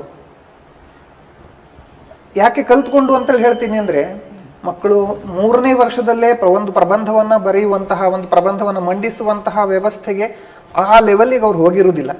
ಅದಕ್ಕೋಸ್ಕರ ಅದನ್ನ ಕಲ್ತ್ಕೊಂಡು ಆಮೇಲೆ ಇವರಿಗೆ ಏನಾದ್ರೂ ತೋಚಿದ್ದನ್ನು ಅದರ ಮಧ್ಯದಲ್ಲಿ ಗೀಚಿದ್ರೆ, ಹೌದು, ಅವರಿಗೆ ಪೂರ್ತಿಯಾಗಿ ಅಂಕವನ್ನ ಪಡಿಬಹುದು. ಅಂದ್ರೆ ಪತ್ರ ಮತ್ತು ಪ್ರಬಂಧ 2 ಸೇರಿಸಿದ್ರೆ ಒಂದು 10 ಅಂಕ ಅವರಿಗೆ ಗ್ಯಾರಂಟಿ ಸಿಗ್ತದೆ ಅಂತ. ಹೀಗೆ ಆಮೇಲೆ ಇನ್ನು ಅನ್ವಯಿಕ ಪ್ರಶ್ನೆಗಳಲ್ಲಿ ನಾವು ಹೇಳುವಂಥದ್ದು, ಈ ಗದ್ಯ ಭಾಗವನ್ನ ಓದಿಕೊಂಡು ಕೆಳಗಡೆ 4 ಪ್ರಶ್ನೆಗಳಿಗೆ ಉತ್ತರಿಸುವುದಿರುತ್ತದೆ. ಹೌದು, ಆ ಗದ್ಯ ಭಾಗವನ್ನ ಓದಿದಾಗ್ಲೂ ಕೂಡ ನಿಮ್ಗೆ ಕೆಳಗಡೆ 4 ಪ್ರಶ್ನೆಗಳಿರ್ತವೆ. ಈಗ ಯಾರಾದ್ರೂ ಅದನ್ನು ಉತ್ತರಿಸಬಹುದು. ಅದಕ್ಕೊಂದು ಉಪಾಯ ಇದೆ ಅಂತ ಕೇಳಿದ್ರೆ, ಆ ಪ್ರಶ್ನೆ ಓದಿದಾಗ ಆ ಪ್ರಶ್ನೆಯಲ್ಲಿ ಇರ್ತಕ್ಕಂತಹ ಶಬ್ದಗಳೇ ಮೇಲಿನ ವಾಕ್ಯದಲ್ಲಿ ಇರ್ತದೆ. ಇದು ನಮ್ ಕೂಡ ಹೇಳಿದ್ರು, ನಾವು ಕೂಡ ಹೈಸ್ಕೂಲ್ ಹೋಗುವಾಗ ಇಂಗ್ಲಿಷ್ ಬಗ್ಗೆ ಹೇಳಿದ್ರು, ಇಲ್ಲಿನ ಒಂದು ವಾಕ್ಯ ಅಲ್ಲಿ ಇರ್ತದೆ. ಅದನ್ನ ನೋಡಿ ಬರೆದು ಬಿಟ್ರೆ ಅವರಿಗೆ ಅಂಕ ಅಲ್ಲಿ ಸಿಕ್ಕೇ ಸಿಗ್ತದೆ, ತಪ್ಪುದೇ ಇಲ್ಲ. 4 ಅಂಕಗಳು ಅವರಿಗೆ ಅವರ ಬುಟ್ಟಿಯಲ್ಲಿ ಬಿದ್ದ ಹಾಗೆ. ಹೀಗೆ ಅನ್ವಯಿಕ ಪ್ರಶ್ನೆಗಳಲ್ಲಿ ಇನ್ನು ಪ್ರಯೋಗ ಅಂತ ಹೇಳಿ ಒಂದಿದೆ ಸರ್, ಪ್ರಯೋಗ ಪಾಠ. ಆ ಪ್ರಯೋಗ ಪಾಠದಲ್ಲೂ ಕೂಡ ಬಹಳ ಮಕ್ಕಳು ಯಾರೊಂದು 80ರ ಮೇಲೆ ತೆಗಿತಾರೆ ನೋಡಿ, ಅವ್ರಿಗೆ ಮಾತ್ರ ಅಂತ ಎಣಿಸ್ಕೊಂಡ್ಬಿಟ್ಟಿದ್ದಾರೆ ಅದನ್ನ. ಉಳಿದವರು ಅದನ್ನು ತಮಗೆ ಸಂಬಂಧ ಇಲ್ಲ, ತಮಗೆ ಅರ್ಥ ಮಾಡ್ಕೊಳ್ಳಿಕ್ ಆಗುದಿಲ್ಲ ಅಂತ ಹೇಳುವ ರೀತಿಯಲ್ಲಿ. ಹಲೋ, ನಮಸ್ತೆ ಸರ್. ಹಲೋ, ನಮಸ್ತೆ ಸರ್. ನಾನು ಬಾಲಕರ ಪ್ರೌಢಶಾಲಾ ಕೋಟದಿಂದ ಮಾತಾಡುತ್ತಿದ್ದೇನೆ. ಕೇಳಿ. ಪ್ರಬಂಧದಲ್ಲಿ ಪೂರ್ಣ ಅಂಕ ತೆಗೆದುವುದು ಹೇಗೆ? ಪ್ರಬಂಧದಲ್ಲಿ ಪೂರ್ಣಾಂಕ ತೆಗೆಯುವುದು ಹೇಗೆ ಅಂತ ನಾನು ಈಗ ತಾನೇ ಹೇಳ್ತಾ ಇದ್ರಿ. ಹೌದು ಎರಡೇ ವಾಕ್ಯದಲ್ಲಿ ಹೇಳ್ತೀನಿ. ಪ್ರಬಂಧವನ್ನ ಪುಸ್ತಕದಲ್ಲಿ ಏನ್ ಕೊಟ್ಟಿದ್ದಾರೆ ಅದನ್ನ 4 ಪ್ರಬಂಧವನ್ನ ಕಲಿಯುವುದು. ಆಮೇಲೆ ಮಧ್ಯದಲ್ಲಿ ಏನಾದರೂ ಸೇರಿಸಬೇಕು ಅಂತ ಹೇಳಿದ್ರೆ ನಿಮ್ಮ ಸ್ವಂತ ವಾಕ್ಯಗಳನ್ನ ಅದರೊಳಗೆ ಸೇರಿಸಬಹುದು. ಆವಾಗ ಪ್ರಬಂಧದ 5 ಅಂಕಗಳು ನಿಮಗೆ ಖಂಡಿತ ಸಿಗ್ತವೆ. ಸ್ವಲ್ಪ ಬರೆದಭ್ಯಾಸ ಮಾಡಬೇಕು, ಆವಾಗ ಅಕ್ಷರಗಳ ದೋಷಗಳು ನಿವಾರಣೆ ಆಗ್ತವೆ, ಅಕ್ಷರಗಳ ದೋಷ ಇರುವುದಿಲ್ಲ. ಆಯ್ತಾ? ಓಕೆ ಸರ್, ನೀವು ಪ್ರಯೋಗ ಪಾಠದ ಬಗ್ಗೆ ಏನೋ ಹೇಳ್ತಾ ಇದ್ರಿ, ಪ್ರಯೋಗ ಪಾಠಗಳ ಬಗ್ಗೆ, ಅಲ್ಲಿ ಆ ವಿಚಾರ ಬಗ್ಗೆ ಹೇಳ್ತಾ ಇದ್ರಿ. ಹೌದು, ಈ ಪ್ರಯೋಗ ಪಾಠ ಅಂದಾಗ ಸಾಮಾನ್ಯ ಬುದ್ಧಿವಂತ ಮಕ್ಕಳು ಮಾತ್ರ ಅದನ್ನು ಬರೆಯುವುದು ಅಂತ ಅವ್ರು ಎಣಿಸ್ಕೊಂಡ್ಬಿಟ್ಟಿರ್ತಾರೆ. ಅದು ನಿಜವಾಗಿ ಹೇಳ್ಬೇಕಂದ್ರೆ ಒಂದು ಸ್ವಲ್ಪ ಕಷ್ಟನೇ. ಅದು ಪ್ರಯೋಗದ ವಿಚಾರದಲ್ಲಿ ಪಂಡಿತರು ಕೂಡ ಎಡವುತ್ತಾರೆ ಅಂತ ಹೇಳಿ ಹೇಳ್ತಾರೆ. ನಾನು ಕೂಡ ಎಡವಿದ್ದೀನಿ. ಆದ್ರೆ ಈಗ ಮಕ್ಕಳನ್ನ ಎಡವಲಿಕ್ಕೆ ಬಿಡುವುದಿಲ್ಲ. ಯಾಕಂದ್ರೆ ಮಕ್ಕಳಿಗೆ ಎಲ್ಲಿ ನಾನು ಎಡುತ್ತೀನಿ ಅಂತ ಗೊತ್ತಿದೆಯಲ್ಲ, ಅದನ್ನ ಮಕ್ಕಳಿಗೆ ನಾನು ಹೇಳಿಟ್ಬಿಟ್ಟಿದ್ದೀನಿ. ಅದು ಹೇಗಪ್ಪ ಅಂತ ಕೇಳಿದ್ರೆ, ಪ್ರಯೋಗವನ್ನ ಪೂರ್ತಿಯಾಗಿ ಅಧ್ಯಯನ ಮಾಡಬೇಕು. ಸಂಸ್ಕೃತದಲ್ಲಿ 3 ಪ್ರಯೋಗಗಳಿವೆ: ಕರ್ತರಿ ಪ್ರಯೋಗ, ಕರ್ಮಣಿ ಪ್ರಯೋಗ, ಭಾವೆ ಪ್ರಯೋಗ. ಇದೆಲ್ಲ ವ್ಯಾಕರಣದಲ್ಲಿ ಬಂದದ್ದು. ಮಕ್ಕಳು ಕೇಳ್ತಾರೆ, ಸರ್ ನಿಮ್ದು ವ್ಯಾಕರಣ ಎಲ್ಲ ಬದಿಗಿಡಿ, ನಮ್ಗೆ ಈಗ ಇದ್ರೊಳಗೆ ಮಾರ್ಕ್ ತೆಗೆಯೋದು ಹೇಗೆ ಅಂತ ಹೇಳಿ ಅಂತ. ಅಲ್ಲಿ ಒಂದು ಉಪಾಯ ಏನು ಕೇಳಿದ್ರೆ, ಮಕ್ಕಳಿಗೆ ನಾನು ತೋರಿಸಿಕೊಟ್ಟಿದ್ದೀನಿ ನೋಡಿ, ಈ ಕಡೆ ಕರ್ತರಿ ಪ್ರಯೋಗ ಇದೆ ನಿಮ್ಮ ಪ್ರಯೋಗ ಪಾಠದಲ್ಲಿ, ಈ ಕಡೆ ಕರ್ಮಣಿ ಪ್ರಯೋಗ ಇದೆ. ಈ ಚಿಂದ ಕೇಳಿದ್ರೆ ಆ ಚಿಂದ ಬರೀರಿ, ಆ ಚಿಂದ ಕೇಳಿದ್ರೆ ಈ ಚಿಂದ ಬರೀರಿ. ಬಾಲಕಃ ಪಾಠಂ ಪಠತಿ ಅಂತ ಕೊಟ್ರು. ಅದು ಯಾವ ಪ್ರಯೋಗ ಬೇಕಿದ್ರೆ ಆಗಿರ್ಲಿ ಅಂತೆ. ಅದನ್ನ ಪರಿವರ್ತನೆ ಮಾಡುವುದು ಹೇಗೆ? ಬಾಲಕೇನ ಪಾಠ ಪಠ್ಯತೆ. ಅಷ್ಟೇ. ಅಕಸ್ಮಾತ್ ಬಾಲಕೇನ ಪಾಠ ಪಠ್ಯತೆ ಅಂತ ಕೇಳಿದ್ರು, ಏನ್ ಮಾಡುದು? ಬಾಲಕಃ ಪಾಠಂ ಪಠತಿ ಅಂತ ಬರೆಯುವುದು. ಅಷ್ಟೇ. ಅದು ಪಾಠದ ಕೊನೆಯಲ್ಲಿ ಅಂದ್ರೆ ಪಾಠದ ಮಧ್ಯದಲ್ಲಿ ಇರ್ತಕ್ಕಂತಹ ವಾಕ್ಯಗಳನ್ನ ಕೇಳಬಹುದು. ಜೊತೆಗೆ ಅಭ್ಯಾಸದಲ್ಲಿರ್ತಕ್ಕಂತಹ ವಾಕ್ಯಗಳನ್ನು ಕೂಡ ನೀವು ಅಭ್ಯಾಸ ಮಾಡ್ಕೊಳ್ಬೇಕು. ಇದನ್ನು ಕೂಡ ಬರೆದ ಅಭ್ಯಾಸ ಮಾಡಬೇಕು. ಜೊತೆಗೆ ಪ್ರತಿ ದಿವಸ ಅದನ್ನು ಪಾರಾಯಣ ಮಾಡಬೇಕು. ಒಂದು ದಿನಕ್ಕೊಂದು 10-15 ನಿಮಿಷ ಆದ್ರೂ ಈ ಪಾರಾಯಣ ಮಾಡ್ಲಿಕ್ಕೆ ಇಟ್ರೆ, ಪಾರಾಯಣ ಮಾಡೋದಂದ್ರೆ ಗೊತ್ತಿರ್ಬೇಕಲ್ವಾ ಮಕ್ಕಳೇ, ಗಟ್ಟಿ ಓದ್ತಾ ಹೋಗುದು. ಸುಮ್ಮನೆ ಪದ್ಯ ಹೇಳಿದಾಗ ಆಗ್ತದೆ, ನಿಧಾನ ಅವರಿಗೆ ಅದು ತಲೆಯಲ್ಲಿ ಕೂತ್ಕೊಳ್ತದೆ. ಹಾಗೆ ಮಾಡಿ ಪ್ರಯೋಗ ಪಾಠವನ್ನ ಪಡ್ಕೊಳ್ಳಿ, ಪ್ರಯೋಗ ಅರ್ಥ ಮಾಡ್ಕೊಳ್ಳಿ. ಪ್ರಯೋಗ ಪಾಠಕ್ಕೆ 2 ಅಂಕ ನಿಮ್ದಾಗಿರ್ಲಿ, ಖಂಡಿತ ನಿಮಗೆ ಗಳಿಸ್ಲಿಕ್ಕಾಗತ್ತೆ. ಖಂಡಿತವಾಗಿ. ಈಗ ಈ ಕೆಲವೊಮ್ಮೆ ಏನಾಗುತ್ತೆ ಸಂಸ್ಕೃತದಲ್ಲಿ ಅಥವಾ ಯಾವುದೋ ವಿಷಯ ಸಮಯದ ಹೊಂದಾಣಿಕೆ ಕೆಲವು ಮಕ್ಕಳಿಗೆ ಆಗೋದಿಲ್ಲ. ಅಯ್ಯೋ ನಾನೆಲ್ಲ ಬಿಟ್ಟು ಬಂದೆ, ಅದು ಬಿಟ್ಟು ಬಂದೆ, ಪತ್ರಲೇಖನ ಬಿಟ್ಟು ಬಂದೆ, ಹೀಗೆಲ್ಲ ಹೇಳ್ತಾರೆ. ಈಗ ಸಂಸ್ಕೃತದಲ್ಲಿ ಇಟ್ಟುಕೊಂಡು ಈ ಸಮಯದ ಹೊಂದಾಣಿಕೆ ಕೊಟ್ಟಿರ್ತಾರೆ, ಅದನ್ನ ಬಿಟ್ಟು ಹೊರಗಡೆ ಹೋಗಿರೋದಿಲ್ಲ. ಆದರೂ ಕೂಡ ಕೆಲವೊಮ್ಮೆ ಸಮಯ ಮೀರಿ ಹೋಗುತ್ತೆ ಮಕ್ಕಳಿಗೆ. ಅಂಥ ಸಂದರ್ಭದಲ್ಲಿ ಸಂಸ್ಕೃತದಲ್ಲಿ ಹೇಗೆ ಬರೆಯುವಾಗ ಉತ್ತರ ಬರೋ ಸಮಯದ ಹೊಂದಾಣಿಕೆ ಏನಾದರೂ ಮಾಡಲಿಕ್ಕೆ ಏನಾದರೂ ಸಲಹೆಗಳುಂಟಾ ಅಂತ ಹೇಳಿ? ಒಳ್ಳೆ ಪ್ರಶ್ನೆ ಸರ್. ಇಷ್ಟರವರೆಗೆ ಸಂಸ್ಕೃತ ವಿದ್ಯಾರ್ಥಿಗಳು ನಮಗೆ ಸಮಯದ ಕೊರತೆ ಆಯಿತು ಅಂತ ಹೇಳಲಿಲ್ಲ. ಬಹಳ ಒಳ್ಳೆಯದು. ಹೌದು. ಯಾಕೆ ಅಂತ ಕೇಳಿದ್ರೆ, ಅಲ್ಲಿ ಕೆಲವು ಉದಾಹರಣೆಗಳನ್ನು ನಿಮಗೆ ಹೇಳ್ತೀನಿ. ಈಗ ಕವಿ ಪರಿಚಯ ಅಂತ ಇರ್ತದೆ. ಕವಿ ಪರಿಚಯವನ್ನ ನೀವು ಕನ್ನಡದಲ್ಲಿ ವಾಕ್ಯ ರೂಪದಲ್ಲಿ ಬರಿಬೇಕಾಗ್ತದೆ. ಹೌದು. ಇಂತಹ ಕವಿ ಇವಾಗ ಹುಟ್ಟಿದ್ರು, ಇಂಥ ದಿನ ಹುಟ್ಟಿದರು, ಅವರು ಇಂಥ ಊರಲ್ಲಿ ಹುಟ್ಟಿದರು, ಅವರ ಸಾಧನೆಗಳು ಇವು, ಅವರು ಇಂತಿಷ್ಟು ಕೃತಿಗಳನ್ನ ಬರೆದಿದ್ದಾರೆ, ಅವರಿಗೆ ಇಷ್ಟು ಪ್ರಶಸ್ತಿಗಳು ದೊರಕಿವೆ. ಕನಿಷ್ಠ 3-4 ಸಾಲ ಬರಿಬೇಕಲ್ವಾ? ಬೇಡ, 3 ಸಾಲ ಆದ್ರೂ ಪೂರ್ತಿ ಬರಿಬೇಕು, ವಾಕ್ಯ ರೂಪದಲ್ಲಿ ಇರಬೇಕು. ಸಂಸ್ಕೃತದಲ್ಲಿ ಹಾಗಲ್ಲ. ಒಂದು ಕೃತಿ, ಇದು ಕವಿ ಹೆಸರನ್ನ ತಗೊಳ್ತೀರಿ ನೀವು, ವೇದವ್ಯಾಸ ಅಂತ ತಗೊಂಡ್ರೆ ಪಿತಾ, ಮಾತಾ ಪಿತಾ ಬರೆದು ಬಿಡೋದು ಅಷ್ಟೇ. ಆಮೇಲೆ ಕೃತಿ ಯಾವುದು ಅಂತ, ದೇಶ ಯಾವುದು ಅಂತ ಬರೆಯುವುದು. ಅವರಿಗೆ ಯಾವ್ದು ಪ್ರಶಸ್ತಿ ಕೊಟ್ಟಿಲ್ಲ, ವೇದವ್ಯಾಸರಿಗೆ ಪ್ರಶಸ್ತಿ ಕೊಟ್ಟಿಲ್ಲ. ಅದಷ್ಟನ್ನ ಬರ್ದಿಟ್ಬಿಟ್ರೆ ಆಯ್ತು. ಕವೇಹೆ ದೇಶ ಕಾಲ ಕೃತಿನಾಂ ವಿಷಯ ಲಿಖತ. ಇನ್ನೊಂದು ವಿಚಾರ ಮಕ್ಕಳೇ ನೀವು ತಿಳ್ಕೊಂಡಿರ್ಬೇಕಾದದ್ದು, ನೀವು ಉಳಿದದ್ದನ್ನ ಬರೀರಿ ಬಿಡಿ. ಈಗ ವಾಲ್ಮೀಕಿದು ಆದಿಕವಿಹಿ ಅಂತ ಇದೆ, ವೇದವ್ಯಾಸರಿಗೂ ಇದೆ, ನಿಮ್ಮ ಪುಸ್ತಕದಲ್ಲಿ ಕೊಟ್ಟಿಲ್ಲ. ಅಚತುರು ಬ್ರಹ್ಮ ವದನೋ ಬ್ರಹ್ಮ ದ್ವಿಬಾಹುರ ಪರೋಹರಿಹಿ ಅಂತ ಹೇಳೆಲ್ಲ ಇದೆ, ಅದನ್ನ ನಿಮಗೆ ಪಾಠದಲ್ಲಿ ಕೊಟ್ಟಿಲ್ಲ. ಆದರೂ ಕೂಡ ನೀವು ಬರಿಬೇಕಾದದ್ದು ದೇಶ ಕಾಲ ಕೃತಿ ಇಷ್ಟೇ. ಅದಕ್ಕಿಂತಲೂ ನೀವು ಹೆಚ್ಚಿನ ಬರಿಬೇಕು ಅಂತ ಹೇಳಿಲ್ಲ. ಅಕಸ್ಮಾತ್ ಬರೆದ್ರೆ ಎಲ್ಲೋ ನಿಮಗೆ ಒಂದು ಅರ್ಧ ಅಂಕ ಕಡಿಮೆ ಕೊಡಬೇಕು, ನೀವು ಅಕ್ಷರ ತಪ್ಪಿದಿರಿ, ನಿಮ್ಗೆ ಅಂಕ ಕಳಿಬೇಕು ಅಂತ ಹೇಳಿ ಎಣಿಸ್ಕೊಂಡಿದ್ರೆ ಅವನು ಅಂಕ ಕಳಿಯೋದಿಲ್ಲ. ಅಂದ್ರೆ ಪೇಪರ್ ವ್ಯಾಲ್ಯೂಯೇಟರ್ ಅದನ್ನ ಅಂಕ ಕಳಿಯೋದಿಲ್ಲ. ಚೆನ್ನಾಗಿ ಬರ್ದಿದ್ದಾನೆ, ಜಾಸ್ತಿ ಜಾಸ್ತಿ ಬರ್ದಿದ್ದಾನೆ. ಬರ್ದಿದ್ದಾನೆ. ಅದೊಂದು ನೆನ್ಪಿಟ್ಕೊಳ್ಳಿ ಮಕ್ಕಳೇ, ಅಧಿಕಸ್ಯ ಅಧಿಕಂ ಫಲಂ. ನೀವು ಎಷ್ಟು ಹೆಚ್ಚು ಬರೀತಿರೋ ಅದಕ್ಕೆ ಹೆಚ್ಚು ತಿಳ್ಕೊಳ್ತಿರೋ ಹೆಚ್ಚು ಅಂಕ ನಿಮ್ಗೆ ಸಿಗ್ತದೆ. ನಿಮ್ಮ ಬಗ್ಗೆ ಪತ್ರಿಕೆಯನ್ನ ತಿದ್ದುವವರು ಉದಾರಿಗಳಾಗಿರ್ತಾರೆ. ಇನ್ನೊಂದು ಮುಂದಕ್ಕೆ ಹೋಗುವಂಥದ್ದು, ಈಗ ಪ್ರತಿಯೊಂದು ಭಾಷೆಗೂ ಅದರದ್ದೇ ಆದಂಥ ವಿನ್ಯಾಸ ಇರ್ತದೆ, ಎಲ್ಲ ಇರ್ತದೆ. ಈಗ ಸಂಸ್ಕೃತ ಅಕ್ಷರ ಕೆಲವರು, ಈಗ ಕನ್ನಡ ಆಗಲಿ, ಕನ್ನಡ ಕೂಡ ಹಾಗೆ ಚಂದ ಇರಬೇಕು, ಅಕ್ಷರ ಸುಂದರವಾಗಿರಬೇಕು, ಗುಂಡಿಗೆ ಇರಬೇಕು, ನೇರವಾಗಿರ್ಬೇಕೆಲ್ಲ ಹೇಳ್ತಾರೆ. ಹಾಗೆ ಈಗ ನೀವು ನಮ್ಮ ಸಂಸ್ಕೃತಕ್ಕೆ ಬಂದರೆ, ಈ ಸಂಸ್ಕೃತದ ಒಂದು ಕರೆ ಗಮನಿಸೋಣ. ಹಲೋ, ನಮಸ್ತೆ ಸರ್. ನಮಸ್ತೆ. ಏನ್ ಹೇಳಿ ಪ್ರಶ್ನೆ? ಈ ಪಾಠದ ಕೊನೆಯಲ್ಲಿ ಅಲ್ಲ, ಕೆಲವು ಪಾಠದ ಕೊನೆಯಲ್ಲಿ ಹಾ. ವಿಶೇಷಾಂಶ ಅಂತ ಇದೆ. ಹಾ, ಹೌದು ವಿಶೇಷ. ಹೌದು ಹೌದು. ಅದನ್ನು ಓದ್ಕೊಳ್ಳೋದು ಅಷ್ಟು ಮುಖ್ಯನಾ? ಹಾ, ಒಳ್ಳೆ ಪ್ರಶ್ನೆ ಮಗು. ನಿಜವಾಗಿಯೂ ಆ ಅಂಶಗಳನ್ನು ಓದ್ಕೊಳ್ಬೇಕು. ಯಾಕಂದ್ರೆ ನಿಮಗೆ ಮಲ್ಟಿಪಲ್ ಚಾಯ್ಸ್ ಅಲ್ಲಿ ಅಂತಹ ಪ್ರಶ್ನೆಗಳು ಬೀಳ್ತವೆ. ಉದಾಹರಣೆಗೆ ದೃಹ್ಯತಿ ಅಂತ ಹೇಳುವಲ್ಲಿ ಕ್ರಿಯಾಪದ ಬಂದಾಗ ಯಾವ ವಿಭಕ್ತಿ ಬರ್ತದೆ ಅಂತ, ಪಂಚಮಿ ಗೃಹಾತ್ ಅಂತ ಇದ್ದಾಗ, ಬಹಿಹಿ ಅಂತಳಿದ್ದಾಗ ಯಾವ ವಿಭಕ್ತಿ ಬರ್ತದೆ ಅಂತ ಕೇಳಿದಾಗ ಪಂಚಮಿ ವಿಭಕ್ತಿ ಅಂತ ಬರೀತೀರಿ. ಹಾಗೆ ಆ ವ್ಯಾಕರಣ ವಿಶೇಷಗಳನ್ನ ತಿಳ್ಕೊಂಡಿರ್ಬೇಕು. ವಿನ ಇದ್ದಾಗ ತೃತೀಯ ಬರ್ತದೆ. ಹಾಗೆ ವ್ಯಾಕರಣ ವಿಶೇಷಗಳನ್ನ ಅಲ್ಲಿ ಕೊಟ್ಟಿದ್ದಾರೆ, ಅದನ್ನ ತಿಳ್ಕೊಳ್ಳೋದು ಒಳ್ಳೇದು. ಮಲ್ಟಿಪಲ್ ಚಾಯ್ಸಿಗೆ ಅದು ತುಂಬಾ ಒಳ್ಳೇದು. ಧನ್ಯವಾದಗಳು ಕರೆ ಮಾಡಿದ್ದಕ್ಕೆ ಸರ್. ಆಗ ನಾವು ಈ ಅಕ್ಷರ ಕನ್ನಡದಲ್ಲಿ, ಇಂಗ್ಲೀಷಲ್ಲೆಲ್ಲ ಅಕ್ಷರ ಚಂದ ಮಾಡಬೇಕು, ಹೀಗಿರ್ಬೇಕು ಅಂತ ಹೇಳ್ತಾರೆ. ಈಗ ಸಂಸ್ಕೃತ ಅಕ್ಷರವನ್ನು ಉದಾಹರಣೆಗೆ ಒಬ್ಬ 10th ಬಂದು ಸಂಸ್ಕೃತ ತೆಗೆದುಕೊಂಡು, ಈಗ ಅಂಥವರಾಗಲಿ ಅಥವಾ 9ಕ್ಕೆ ಬಂದವರಾಗಲಿ ಅಥವಾ ಒಂದು ಸಾಧಾರಣವಾಗಿ ಅಕ್ಷರವನ್ನು ಚಂದ ಮಾಡಲಿಕ್ಕೆ ನಿಮ್ಮಲ್ಲಿ ಸಂಸ್ಕೃತ ಅಕ್ಷರ ಚಂದ ಮಾಡಲಿಕ್ಕೆ ಏನಾದರೂ ಮ್ಯಾಜಿಕ್ ಉಂಟಾ? ಅಕ್ಷರ ಚಂದ ಆಗ್ಬೇಕು ಅಂತ ಹೇಳುವುದು ಸಾಮಾನ್ಯ ನಿಯಮ ಅಲ್ಲ ಸರ್? ನಿಯಮ. ಹಾಗೆ ನಾವು ಯಾವಾಗಲೂ ತಿಳ್ಕೊಂಡಿರ್ಬೇಕು. ನಮ್ಮ ಹಿರಿಯರೊಬ್ಬರು ನಮ್ಮಲ್ಲಿ ಅಧ್ಯಾಪಕರು ಹೇಳ್ತಿದ್ರು, ನೀವು ಟೀಚರ್ಸ್ ಫ್ರೆಂಡ್ಲಿ ಆಗಿ ಬರೀರಿ ಅಂತ. ಒಬ್ಬ ವಿದ್ಯಾರ್ಥಿಯ ಅಕ್ಷರ ಏನ್ ಮಾಡಿದ್ರು ಚಂದ ಆಗುದಿಲ್ಲ. ನಮ್ಮ ವಿದ್ಯಾರ್ಥಿ ಒಬ್ಬ ಇದ್ದ ಹಿಂದೆ, ಅವನು ಈಗ DM ಮಾಡಿಕೊಂಡು ಡಾಕ್ಟರ್ ಆಗಿದ್ದಾನೆ. ಅವನಿಗೆ ನಾನು ಹೇಳ್ತಾ ಇರ್ತಿದ್ದೆ, ಮಗು ನೀನು ಅಕ್ಷರ ಚೆನ್ನಾಗಿ ಮಾಡು ಅಂತ. ಏನ್ ಮಾಡಿದ್ರು ಅವನಿಗೆ ಅಕ್ಷರ ಚೆನ್ನಾಗಿ ಆಗ್ತಾ ಇರ್ಲಿಲ್ಲ.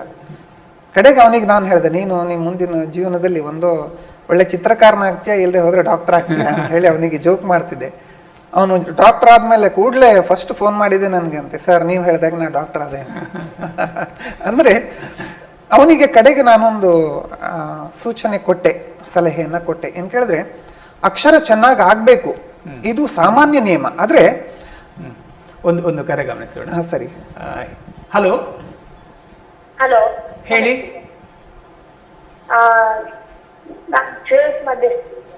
ಹೇಳಿ ಪ್ರಶ್ನೆ ಕೇಳಿ. ಹೇಳಿ. ಸಂಸ್ಕೃತದಲ್ಲಿ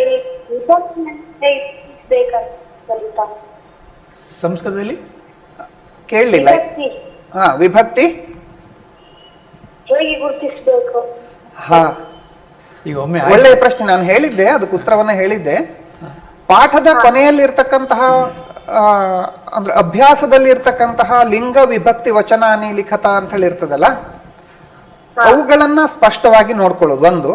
ಇನ್ನು ನಮ್ಮ ಪುರಾತನ ಪದ್ಧತಿ ಇದೆ, ನಾವು 8ನೇ ತರಗತಿಯಿಂದ ಹೇಳ್ತಾ ಬರ್ತಾ ಇದ್ದೀವಿ, ಶಬ್ದಗಳನ್ನ ಕಲಿಬೇಕು ಅಂತ. ರಾಮ ಶಬ್ದ, ಸೀತಾ ಶಬ್ದ, ವನ ಶಬ್ದ, ಹರಿ ಶಬ್ದ ಇತ್ಯಾದಿಗಳನ್ನ ಕಲಿಬೇಕು ಅಂತ ಹೇಳ್ತೀವಲ್ಲ, ಅದನ್ನ ಕಲ್ತ್ಕೊಂಡ್ರು ಕೂಡ ಈ ರೀತಿಯಲ್ಲಿ ನಿಮ್ಗೆ ಉತ್ತರಿಸ್ಲಿಕ್ಕೆ ಆಗ್ತದೆ.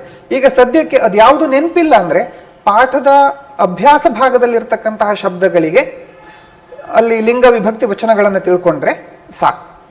ಅವುಗಳನ್ನೇ ನೀವು ಪೂರ್ತಿಯಾಗಿ ಸಿದ್ಧತೆ ಮಾಡ್ಕೊಂಡ್ಬಿಡಿ, ಆಯ್ತಾ? ಓಕೆ, ಸರಿ.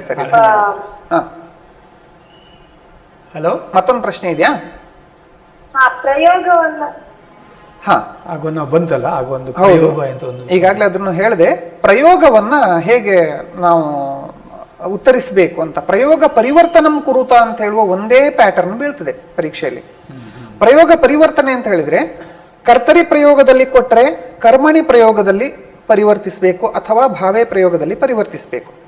ಕರ್ಮಣಿಯಲ್ಲಿ ಕೊಟ್ಟರೆ ಅದನ್ನ ಕರ್ತರಿಯಲ್ಲಿ ಪರಿವರ್ತಿಸಬೇಕು, ಅಥವಾ ಭಾವ್ಯ ಪ್ರಯೋಗದಲ್ಲಿ ಕೊಟ್ಟರು ಕರ್ತರಿಯಲ್ಲಿ ಪರಿವರ್ತಿಸಬೇಕು ಅಂತ. ಅದು ಪರಿವರ್ತನೆ ಮಾಡುವ ವಿಧಾನ ಹೇಗೆ ಕೇಳಿದ್ರೆ, ಪ್ರಯೋಗ ಅಂತ ಒಂದು ಪಾಠ ಇದೆಯಲ್ಲ ಪುಸ್ತಕದಲ್ಲಿ, ಅದನ್ನ ತೆಕ್ಕೊಂಡು ಒಂದು ಕಡೆ ಕರ್ತರಿ ಪ್ರಯೋಗದಲ್ಲಿ ಇಷ್ಟು ಕೊಟ್ಟಿದ್ದಾರೆ, ಉದಾಹರಣೆಗಳನ್ನು ಕೊಟ್ಟಿದ್ದಾರೆ, ಮತ್ತೊಂದು ಕಡೆ ಕರ್ಮಣಿ ಪ್ರಯೋಗದ ಉದಾಹರಣೆಗಳನ್ನು ಕೊಟ್ಟಿದ್ದಾರೆ. ಕರ್ತರಿ ಪ್ರಯೋಗದ ಉದಾಹರಣೆ ಕೊಟ್ಟರೆ ಕರ್ಮಣಿ ಬರೀರಿ, ಕರ್ಮಣಿ ಪ್ರಯೋಗದ ಕೊಟ್ಟರೆ ಕರ್ತರಿ ಬರೀರಿ, ಅಷ್ಟೇ ಮುಗ್ದೋಯ್ತು. 2 ಅಂಕ ಸುಲಭದಲ್ಲಿ ಪಡಿಬಹುದು. ಆಯ್ತಾ? ದಿವಸ ಓದ್ಬೇಕು ಮಾತ್ರ, ಅದನ್ನ ದಿವಸ ಓದಿ ಬಿಡುವುದು. ಹೇಗೆ ನೀವು ಗಣಿತದ ಸೂತ್ರವನ್ನು ಕಲಿತೀರೋ ಅದೇ ರೀತಿಯಲ್ಲಿ ಅದನ್ನು ಒಂದ್ಸರ್ತಿ ಓದಿ ಬಿಟ್ಬಿಡ್ಬೇಕು, ಅದು ಹಾಗೆ ತಲೆಯಲ್ಲಿ ನೆನಪಿರ್ತದೆ. ಆಯ್ತಾ? ಧನ್ಯವಾದಗಳು ಕರೆ ಮಾಡಿದ್ದಕ್ಕೆ ಸರ್. ನಾವು ಆಗಿಂದ ಅಕ್ಷರ ಚಂದ ಮಾಡಿ ಬಿಡುವುದೇ ಇಲ್ಲ ಯಾರು. ಹೌದು ಅಕ್ಷರ ಚಂದ ಮಾಡ್ಬೇಕಲ್ಲ ಈಗ. ಅಕ್ಷರ ಚಂದ ಆಗ್ಲೇಬೇಕು.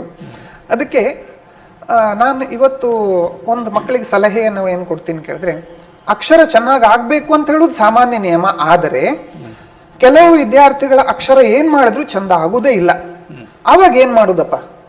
ಆವಾಗ ಮತ್ತೇನಿಲ್ಲ, ಅಕ್ಷರವನ್ನ ನೀಟಾಗಿ ಪ್ರಸ್ತುತಪಡಿಸುವುದು.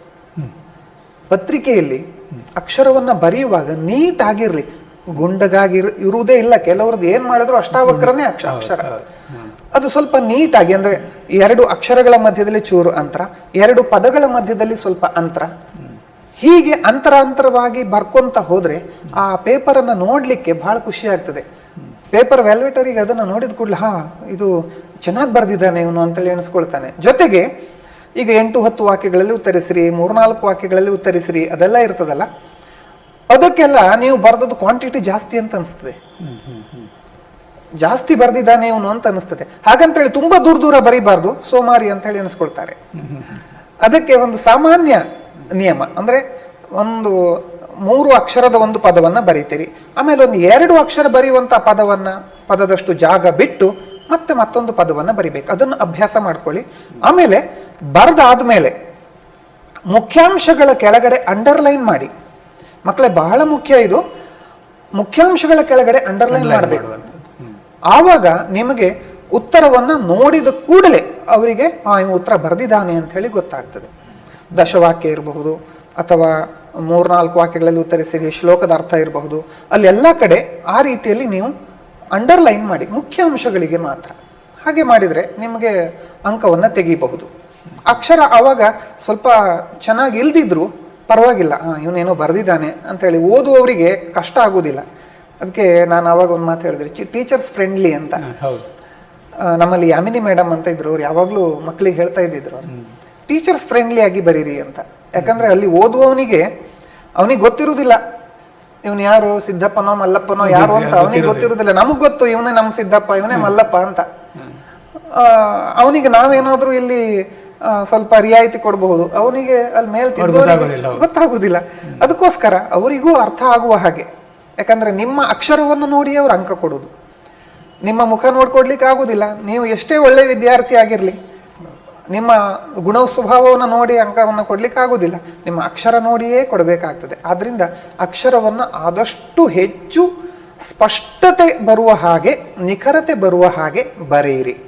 ಅಕ್ಷರವನ್ನು ನುಂಗಬೇಡಿ. ಮತ್ತೆ ಎಲ್ಲ ಬರೆದಾದ್ಮೇಲೆ ಈ ಅಕ್ಷರವನ್ನು ಬರೆಯುವಾಗ, ಸರ್ ನಮಗೂ ಅದು ಅನುಭವ ಬಂದಿರ್ಬೋದಲ್ಲ, ತಪ್ಪುತ್ತೀವಿ ನಾವು ಬರೆಯುವಾಗ, ಒಂದೊಂದು ಅಕ್ಷರ ಮಧ್ಯದಲ್ಲಿ ಹಾರಿ ಹೋಗಿ ಬಿಡ್ತೀವಿ. ಅದಕ್ಕೋಸ್ಕರ ಅಕ್ಷರವನ್ನ ಪುನಃ ಒಂದು ಇಡೀ ಪೇಪರನ್ನು ಆಮೂಲಾಗ್ರವಾಗಿ ಓದಿ. ಸಂಸ್ಕೃತದ ವಿಚಾರ ನೀವು ಆವಾಗ ಹೇಳುವಾಗ ನಮ್ಮ ಮಧ್ಯದಲ್ಲೆಲ್ಲೋ ಮಾತು ಮರ್ತೋಯ್ತು. ಸಂಸ್ಕೃತ ಪರೀಕ್ಷೆ ಬರೆಯುವಾಗ ಸಮಯದ ಕೊರತೆ ಆಗುವುದೇ ಇಲ್ಲ. ಅದಕ್ಕೋಸ್ಕರ ಸಂಸ್ಕೃತ ಪರೀಕ್ಷೆಯನ್ನ ನೀವು ಸುಲಭದಲ್ಲಿ ಒಂದ್ಸರ್ತಿ ಪೂರ್ತಿ ಬರೆದಾದ್ಮೇಲೆ ಕನಿಷ್ಠ 2-3 ಬಾರಿ ನೋಡಿ, ಚೆಕ್ ಮಾಡಿ, ರೀಚೆಕ್ ಮಾಡಿ.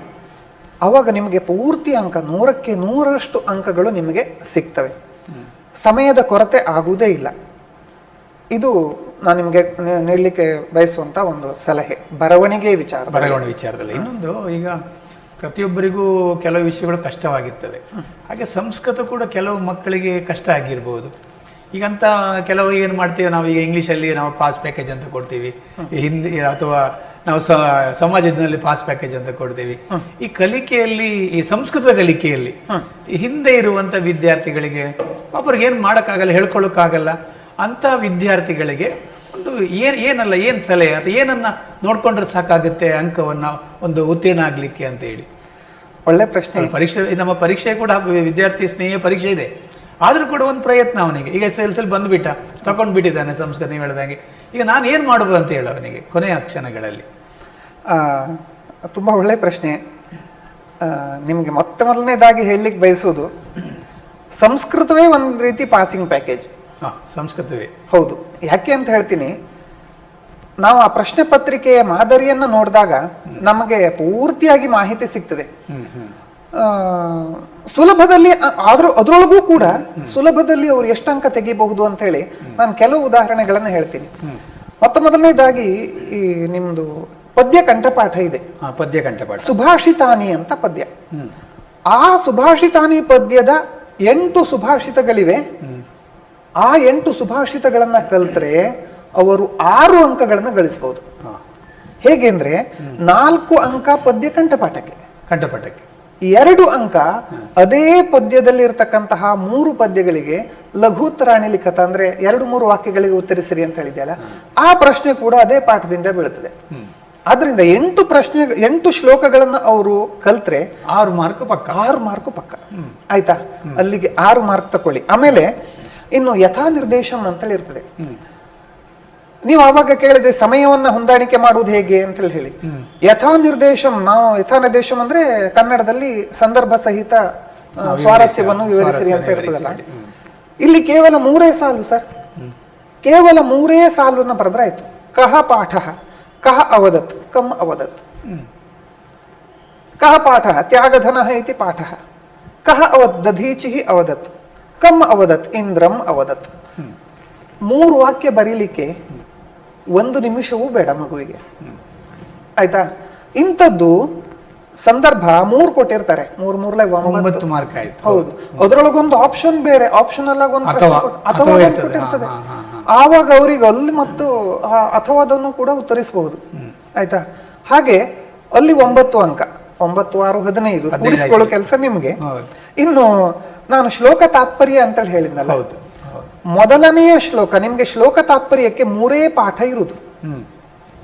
ಒಂದು ಉಪನಿಷದ್ ವಚನಂ, ಇನ್ನೊಂದು ಭಾರತೀಯ ಭಾವನಾ, ಮತ್ತೊಂದು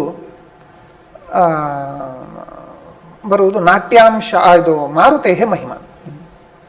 ನಾಟ್ಯಾಂಶ ಕೂಡ ಕೊಡ್ತಾರೆ, ಆಪ್ಷನಲ್ ಆಗಿ ಕೊಡ್ತಾರೆ. ಅದರಲ್ಲಿ ಸುಲಭವಾಗಿ ಹೇಗೆ ಮಾರ್ಕ್ಸ್ ತೆಗಿಬಹುದು ಅಂತ ಹೇಳಿದ್ರೆ, ಉಪನಿಷದ್ ವಚನದಿಂದ 4 ಶ್ಲೋಕಗಳಿವೆ ಸರ್. ಅದರಲ್ಲಿ ಆ 4 ಶ್ಲೋಕಗಳಲ್ಲಿ 4ಕ್ಕೂ ಅರ್ಥವನ್ನ ತಿಳ್ಕೊಂಡ್ಬಿಟ್ಟ ಅಂತ ಹೇಳಿದ್ರೆ ಅವನಿಗೆ 3 ಮಾರ್ಕ್ ಗ್ಯಾರಂಟಿ. ಪ್ಲಸ್ ಮತ್ತೊಂದು ಪದ್ಯ ಭಾರತೀಯ ಭಾವನಾ, ಅದರೊಳಗೂ 4 ಚರಣಗಳಿವೆ, ಆಧುನಿಕ ಪದ್ಯ ಅದು. ಆ 4 ಚರಣಗಳಿಗೂ ಅರ್ಥವನ್ನ ಅವನು ಕಲ್ತ್ಕೊಂಡ್ಬಿಟ್ಟ ಅಂತ ಹೇಳಿದ್ರೆ ಏನು ಕಷ್ಟ ಇಲ್ಲ, ಬಹಳ ಸುಲಭ ಇದೆ ಮಕ್ಕಳಿಗೆ ಅದನ್ನ ಅರ್ಥ ಮಾಡ್ಕೊಳ್ಳೋದು ಸುಲಭ. ಅದನ್ನ ಅವನು ಕಲ್ತ್ಕೊಂಡ ಅಂತ ಹೇಳಿದ್ರೆ ಅಲ್ಲಿ 3 ಅಂಕ, 3, 6 ಅಂಕ ಆಯ್ತು. ಇನ್ನು ಮತ್ತೊಂದು ಪ್ರಶ್ನೆ ಇರ್ತದೆ ಅಂತ ಹೇಳಿದೆ ನಾನು, ಮಾರುತೇಹ ಮಹಿಮಾ ಅಥವಾ ನಾಟ್ಯಾಂಶಾಹ ಅಂತ. ಆ ಮಾರುತೇಹ ಮಹಿಮಾ ಬರೀ ಪಾಠದ ಹೆಸರು ಬರೆದ್ರು ಸಾಕು ಸರ್, ಅವನು 1 ಮಾರ್ಕ್ ಸಿಗ್ತದೆ. ಆಯ್ತಾ? ಇನ್ನು ಶ್ಲೋಕದ ಅರ್ಥ ಬರ್ತ 3 ಮಾರ್ಕ್ ಅಂತೂ ಗ್ಯಾರಂಟಿ. ಹೀಗೆ ಅಲ್ಲಿ 9 ಅಂಕ ಪಡಿಬಹುದು. ಬೇಡ ಅದ್ರೊಳಗೆ 6 ಅಂಕ ಅಂತೆ ತಗೊಳ್ಳಿ ನೀವು, 6 ಅಂಕ ಅಂತ ಅವನಿಗೆ ಸಿಗ್ತಾ. ಆಮೇಲೆ ಇನ್ನು ಕವಿ ಪರಿಚಯ. ಕವಿ ಪರಿಚಯ ಬರುವುದು ಕೆಲವೇ ಪಾಠಗಳಲ್ಲಿ. ನಾವು ಬ್ಲೂ ಪ್ರಿಂಟ್ ವೈಸ್ ನೋಡ್ಲಿಕ್ಕೆ ಹೋದ್ರೆ ಅಭಯದಾಯಿನಿ, ಇನ್ನು ಕರ್ಣಭಾರಂ, ಮಾರುತೇಹ ಮಹಿಮಾ, ಆಮೇಲೆ ಭೀಷ್ಮೋಕ್ತಯ, ಇವೇ ಕವಿ ಪರಿಚಯಗಳು ಬರುವಂತದ್ದು. ಈ ಕವಿ ಪರಿಚಯಗಳನ್ನ ಆ ಮಗು ಕಲ್ತ್ಕೊಂಡ್ಬಿಡ್ತು, 4 ಕಲ್ತ್ಕೊಂಡ್ಬಿಡ್ತು ಅಂದ್ರೆ 6 ಮಾರ್ಕ್ ಗ್ಯಾರಂಟಿ.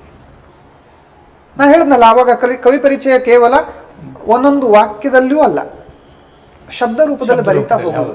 ಯಾಕಂದ್ರೆ ಮಕ್ಕಳು 3ನೇ ತರಗತಿಯಲ್ಲಿ ಸಂಸ್ಕೃತ ಕಲ್ತಾಗೆ ಇದು, 8ನೇ ತರಗತಿಗೆ ಆರಂಭ, 9ನೇ ತರಗತಿಯಿಂದ 10ನೇ ತರಗತಿ ಡೈರೆಕ್ಟ್ ಪಬ್ಲಿಕ್ ಪರೀಕ್ಷೆ ಬರೀತಾರೆ. ದೊಡ್ಡದಾದ ಒಂದು ಸಾಧನೆ ಮಾಡಿದಾಗ ಅವ್ರು 3ನೇ ವರ್ಷಕ್ಕೆ ಇಷ್ಟು ಬರೆಯೋದು ದೊಡ್ಡ ಸಾಧನೆ ಅಲ್ವಾ. ಅವ್ರಿಗೆ ಅಲ್ಲೂ ಅಂಕ 3, 6 ಅಂಕ ಆಯ್ತು. ಇನ್ನು ವಿರಾಮ ಪತ್ರ, ಅವಾಗ ಹೇಳಿದ್ದೆ ನಾನು, ಪತ್ರವನ್ನ ಮಕ್ಕಳು ಕಲ್ತ್ಕೊಂಡಿರ್ಲಿ ಅಂತ 5 ಅಂಕಗಳು ವಿರಾಮ ಪತ್ರಕ್ಕೆ ಸಿಕ್ಕಿಬಿಡ್ತವೆ. ಇನ್ನು ದಶವಾಕ್ಯ ಕನ್ನಡದಲ್ಲಿ ಬರೀಲಿಕ್ಕೆ ಇರ್ತದೆ, ಇಂಗ್ಲಿಷ್ ಮೀಡಿಯಂನವರಿಗೆ ಇಂಗ್ಲಿಷಲ್ಲೂ ಬರೀಬಹುದು. ಆ ದಶವಾಕ್ಯ 12 ಅಂಕಗಳಿಗೆ ಬೀಳ್ತದೆ. ಕೆಲವೇ ಪಾಠಗಳದ್ದು. ಒಂದು ಭಾರತೀಯ ವಿಜ್ಞಾನದಲ್ಲಿ 2 ದಶವಾಕ್ಯಗಳಿವೆ. ಆಮೇಲೆ ನಾಟ್ಯಾಂಶದಲ್ಲಿ ಒಂದು ದಶವಾಕ್ಯ ಬರ್ತದೆ, ಮತ್ತೊಂದು ನಗಾಧಿರಾಜದಲ್ಲಿ 2 ದಶವಾಕ್ಯ ಇದೆ. ಅಂದ್ರೆ 2, 4, 5 ಕಲ್ತ್ರೆ ಅವನಿಗೆ 12 ಅಂಕ ಸಿಗ್ತದೆ. ಹೀಗೆ ದಶವಾಕ್ಯವನ್ನ ಅವನು ಅಷ್ಟೇ ಕಲ್ತ್ರಾಯ್ತು. ಕಳೆದ ವರ್ಷ ಎಲ್ಲ ಎಲ್ಲವೂ ಕಲಿಬೇಕಿತ್ತು ಅವನು. ಈಗ ನಿಗದಿಪಡಿಸಿದ್ದು ಈಗ ಬಹಳ ಬ್ಲೂ ಪ್ರಿಂಟ್ ವೈಸ್ ಅಂತ ಹೇಳಿದಾಗ ಮಕ್ಕಳಿಗೆ ಕಲೀಲಿಕ್ಕೆ ಚೌಕಟ್ಟಿನಲ್ಲಿ ಇಷ್ಟೇ ಕಲ್ತ್ರಾಯ್ತು ಅಂತ.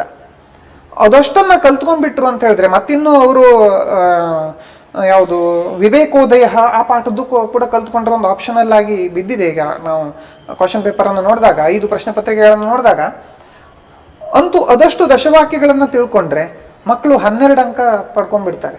ಇನ್ನು ಅನುವಾದ ಏನಾದ್ರೂ ಮಾಡಿ ಅವರು ಅನುವಾದ ಕನ್ನಡದಿಂದ ಸಂಸ್ಕೃತಕ್ಕೆ ಮಾಡ್ಲಿಕ್ಕೆ ಕಷ್ಟ ಆದ್ರೂ ಅವರಿಗೆ ಸಂಸ್ಕೃತದಿಂದ ಕನ್ನಡಕ್ಕೆ ಮಾಡ್ತಾರೆ, ಅಲ್ಲಿ 2 ಅಂಕ ಸಿಗ್ತದೆ.